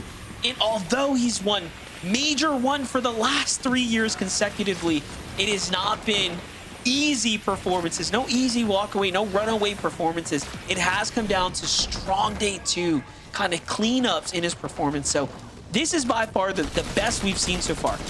Just keep that in mind as you watch this game go down. So if Rapid can manage to clutch up, the rest of this entire tournament is in trouble, right? Now, if he falls early, as he probably should, everyone's got a chance. Yeah, if I'm Rapid, I'm aiming for top 12, top 10. That's a good chunk of the placement points. Almost half. We're in the top 8, you get those, but he gets spotted out. You can see he's running low on materials. Uses the shockwave to try to get away, and he's going further outside of the zone to try to hope there's less and less people in this pathward inward. 89 above the damage threshold. A couple shots are going to connect there in that instant, but you can see he's just trying to return back to some of these boxes, maybe even break his way in to try to find any scraps left behind, but he's just waiting for the zone actually forces him to move in. That's where he's going to dig in the pocket and try to pull out those shockwaves. He's getting a couple tags there while he's at it. Meanwhile, Muzz and Sphinx healing just outside the box of Peterbot and Boyo. They're trying to see if Muzz is going to make a mistake and weaken that wall with an edit. That's all it's going to take for them to break right in. They say, nah, screw it. We're going to go out and break in ourselves. Meanwhile, Ritual takes down Blink in Preston here. The little side angle. And Agers and Rituals are very much in the race right now. This is going to be a team that we're going to have to be talking about here shortly. If they go for high ground, if they go for a win. Rapid, you see him on the side of our screen just flying across now. And everyone here in this back corner, Jacob, is in a world of trouble. Yeah, they barely got above that damage threshold for Muzz and Sphinx, because that would have been Muzz going down. He had 24 HP. One strike takes him out of this game, but luckily for him, the Chug Jug's there. Boyo's down, Veno's down, Rapid's still alive, and for Rapid, with how things have been looking, this is a huge blessing with a bunch of our juggernauts being left as solos. Curve, that's it. That's all that's left to kind of play this one out. Placement points hasn't even been given out, mind you. Peterbot's also solo here. So everyone that has this blessed opportunity to try to close the gap is now left as solos. Sphinx in the same position as well, 66 below. He's taking damage in your bottom right. Peterbot's just lurking here, waiting for a chance. Everyone here just wants position, mind you. Just to simply even get in the zone. 3 different solos. And the world of difference that they're all going through is Sphinx literally has 2 HP trying to find his way out. Curve finds another elimination. That's Higgs. That's an elimination onto Higgs. Oh my God. Not sure if Clicks is still left alive. Didn't necessarily see a knock there, but another big name being put on the back foot here. Even Sphinx barely surviving. I'm not even sure how he's not been looked at once. Barely just 2 HP. Clicks is in fact still alive. So another big name left as solos here. Luckily for all 3 on screen, all of them are going to be above the damage threshold. Even more so as Peterbot finds another elimination. This is crazy right now. Peterbot's putting up the clutch here that he needed for the tournament. There goes the big shockwave to get him into the zone. He's just going to take the most advantage of having that max stamina. And there he goes. Changes layers now. He's in a strong position. Meanwhile, Sphinx is still at 2 HP. He is slowly earning placement points, though, here. He can't afford to play with the zone. These are some of his old builds here. He's going to still continue to go around the outskirts. Bringing focus back to the left, though. I mean, this is insane to kind of watch play out right now. Everyone here, although they are solo, are playing exceptionally well. Curves on the heels of Clicks, though. Clicks barely manages to get away there. Yeah, you can see right now in terms of Curve, he's really just out of builds entirely. 0 left, gets spotted out on the other edge, can't build to protect himself, so he scrambles around until he's finally taken down. That's a big elim by Peterbot there. You said it yourself, 266 points, single-handedly trying to put the team and the game on his back, close the gap coming into tomorrow. Clicks trying to do the same thing, but it's a diminished in hobby. We talk about solos here in this game. We finally had a duo emerge as the high ground team. And Clicks is still in this as well. Couple builds, but QK Contrap got him cornered. Meanwhile, Agers and Ritual finally start finding more eliminations. They're one of the stronger duos still alive in the low ground right now. They find a refresher, and Clicks here, although he's got no eliminations, that's been the problem with Clicks and Higgs. They've gotten the placement points, but they need the elims. And what more can you ask for from Clicks right now as he's almost inside the top 10. He runs into a full duo. He has to back off. Monster shot there, though, just to kind of keep pressure on these opponents, but he's got to be careful. He still has no builds. And there's another duo there. It's Acorn and Bolts just waiting to pick them up. And they secure an elim. Up to second place. Acorn and Bolts go now as they are inside the top 3. Yep, now they should be able to secure a win. Who knows? We might be able to see them at first when the day is over. Peaks finds a big shot. Agers goes down, though. You see Ritual scrambling around. Even with 3 builds left, he's trying to be calculated about how he uses his materials. Big shot gonna be supplied. I'm not even sure why Dozier went back, but he's gonna regret that one as Ritual picks up a big elim. Even more so, the Siphon keeping him alive. Runs into HQ on the other side. Ritual is going off right now, picking up another couple of eliminations. We have to jump off that beat for just a second. Down he goes at 7th place. It's Reed who's here to meet everyone with the shotgun shot. Now it's Reed's turn. Down goes Contrap. Down goes QK here shortly. Can he get the shot? No, he doesn't. And he falls just in the top 5. Meanwhile, Bolts is still alive here, clutching up for placement points. Just doing it big here. Everyone you expect to perform is doing it here and now.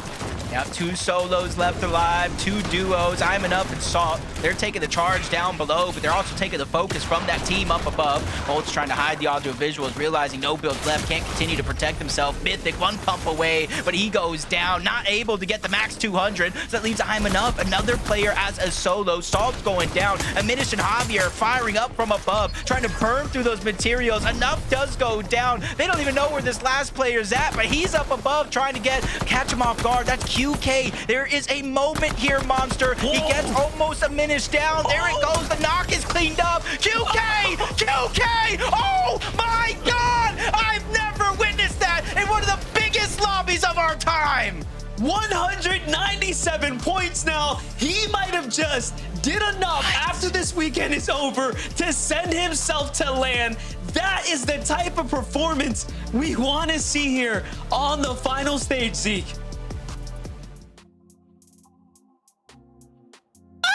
That was... Yeah, no, Zeke, that that was definitely insane. No, Kelly, hold on. Sorry. That was insane. First off, Jacob PR, MDF, thank you guys so much. Fantastic to the cast. Oh my gosh. QK, first off, can we just say that was the game of solos? Every duo was just a solo, right? Like all these high profile duos, and even in this situation, QK with Khan gets put in a solo situation and 1v2s for the VR, and Kelly and gets 8 elims when it matters. That's crazy. That's to crazy. go from our last chance qualifier to getting the final victory royale of day one definitely is setting QK and Khan up for an interesting storyline. And there was a moment we could even hear the casters saying, I don't even know where this other solo player is. I thought it was a 2v2. It was Javi and Aminish versus Salt. I am enough. We don't have to worry about this 5th player. But no, Vivid, you do have to worry because it's Fortnite. And if there's anything you can predict, it's the unpredictable. So big shout outs to QK and Khan. Yeah, QK just coming out from nowhere. We actually saw him pick up the elimination in the storm. So he must have been healing out there before he made the return to the zone. MDF kind of caught it out. QK, after his incredible solo clutch, was able to pick them up enough points to put them on 197. I can tell you right now, like going into that game, they had a total point count of 100. So they basically doubled their points based on that solo performance right there. Doubled. I'm telling you, one game, a single game can change absolutely everything for these players. Congratulations again, QK Khan. VR game number 6. Okay. This was it. So first off, we have wrapped up the 6 games for today. So before we take a look at the standings, again, I just want to remind you, we have 6 more games tomorrow. So this day was all about cementing a lead, coming in, making a statement, and making sure you have enough points that when you start tomorrow in those 6 games, you have what you need. You have enough gas in the tank to get you over to the finish line to either qualify being in top 13 to the summit or look to hold the active champions high. I've gotten word standings are crazy. That being said, I guess let's go ahead, take a look and see what these look like as we prepare for tomorrow's game. Of course. Of course. Yes. Yeah. Oh, okay. I guess let's just start top to bottom. We'll start top to bottom. Acorn and Bolts have suddenly moved in to first place off of Bolts solo, a 4th place, 4 elims. Kelly, how? I mean, it's Acorn and Bolts. That's how. Of course, it is Acorn and Cold in 1st and 2nd place with a single point separating them, Vivid. My gosh. But that's also not even to consider just how close everyone in our top 4 is. That is just 28 points separating 1st from 4th place.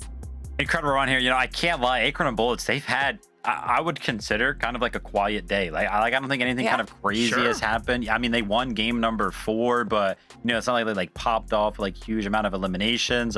Bolts has had a couple of solo clutches where he's picked up like, you know, just a couple of eliminations to kind of keep it going. But I would honestly say that it's felt kind of quiet. Like we've been highlighting these other teams who have had pop-off performances, pop-off wins. You blink and you miss it. The guys are at the top of the leaderboard somehow. I mean, yeah, it's close up there, but incredible to kind of see them sneak their way up there, in my opinion. 1 point. A single point! Of course, Cold and Rapid, 1 point behind. Now, again, so this is something we talk about, like, and we kind of sprinkle it in here and there, but like, you can't make mistakes at this stage, right? You make a mistake, that allows everyone else in the lobby to make a move, to kind of like say, hey, you're out of the way. Sick, let's push harder. For Acorn and Rapid, they fell 26th with 1 elim in that game, right? And think about how far ahead they were. And now, because of that mistake, Acorn and Bolts are at 1 point ahead of us. It took 1 game for that to kind of like fall apart, Kelly. Yeah, it's wild just how much our narrative can shift with a single game, with a single elimination. And I mean, right now, if we're talking about single movements, I do have to look at the threshold right now, reminding everyone we are looking at the top 13 to make it in Dusseldorf. And that is QK and Khan right now, currently sitting in 13th place. So that win, if this was just a one-day tournament, that last game would literally be the deciding factor on if they're going on an international trip to compete in a LAN. So I love it. That is what this is all about, Vivid. It is about these crazy games that can completely shift the storyline. Yeah, I mean, we run everything back tomorrow and everything pans out the way exactly as it did today. Hey, UK Con, they're going to the summit. So an incredible performance. And UK's like, man, I got to do that again tomorrow to qualify. Are you kidding me? Poor guy sweating over there. He's like, wow, that was incredible. We need a reaction of that, by the way, on socials. I'm expecting to see it. Oh man, yeah, that's the thing, right? Viv is like, we've got another 6 games tomorrow, right? And it may not even be, hey, I need to run that back. It's I might need to do just like the very best I can to make sure that I'm just enough ahead of the other team that I can stay in that contention, right? I want to just bring up the leaderboard just one more time, and obviously, like, we have a show tomorrow. We're gonna break all this down. We're gonna take some time to look at everything to prepare a show for you guys tomorrow, but. Just look at this, even in 3rd place, Agers and Ritual, right? Look at that top 3. It's only 8 points separating 1st and 3rd. And even if you kind of continue down the leaderboard, right? Like Clicks and Higgs versus Peterbot and Poyo, they're separated by 6 points. I mean, guys, so much can still happen. And as game 6 just showed us, 1 game can flip everything on its head. I would love to sit here and break all this down and just start the next 6 games, okay? But that's a tomorrow thing. So for now, we're just gonna wait. We'll be back tomorrow. We'll break some of this down. Before we say goodbye, Kelly, Vivid, would you like to say anything to prepare the Fortnite fan for tomorrow? Grab your popcorn and some slurp juice because you're not gonna want to leave your seats once those 6 games start. First 6 games, they delivered. I feel like it only gets better. Game 2 on NA always goes crazy because I can almost guarantee we'll go into game 12 and there'll be like a 4-point difference between like 8 teams. So we'll be like, oh, okay, who's going to win? I don't know. This is going to be entertaining. So yeah, definitely grab some popcorn, grab some slurpers and beer tomorrow because NA always. Y'all, thank you for watching, for cheering, for being part of this. It's so much fun getting to hang out with y'all and just watch incredible Fortnite to the players. Thank y'all as well. Till tomorrow, don't forget, actually, EU is before us. They also have 20 spots going to Dusseldorf. Whew. We need to see how they go. They also need to hand out an Axe of Champions just like we do. And of course, after tomorrow, we're going to have a more complete picture of all of the teams heading out over to Dusseldorf. Oh my gosh. Tomorrow is going to be a movie. Fortnite fam, until then, we love you. Keep yourself safe. And we'll see you on that paddle bus. Beep, beep.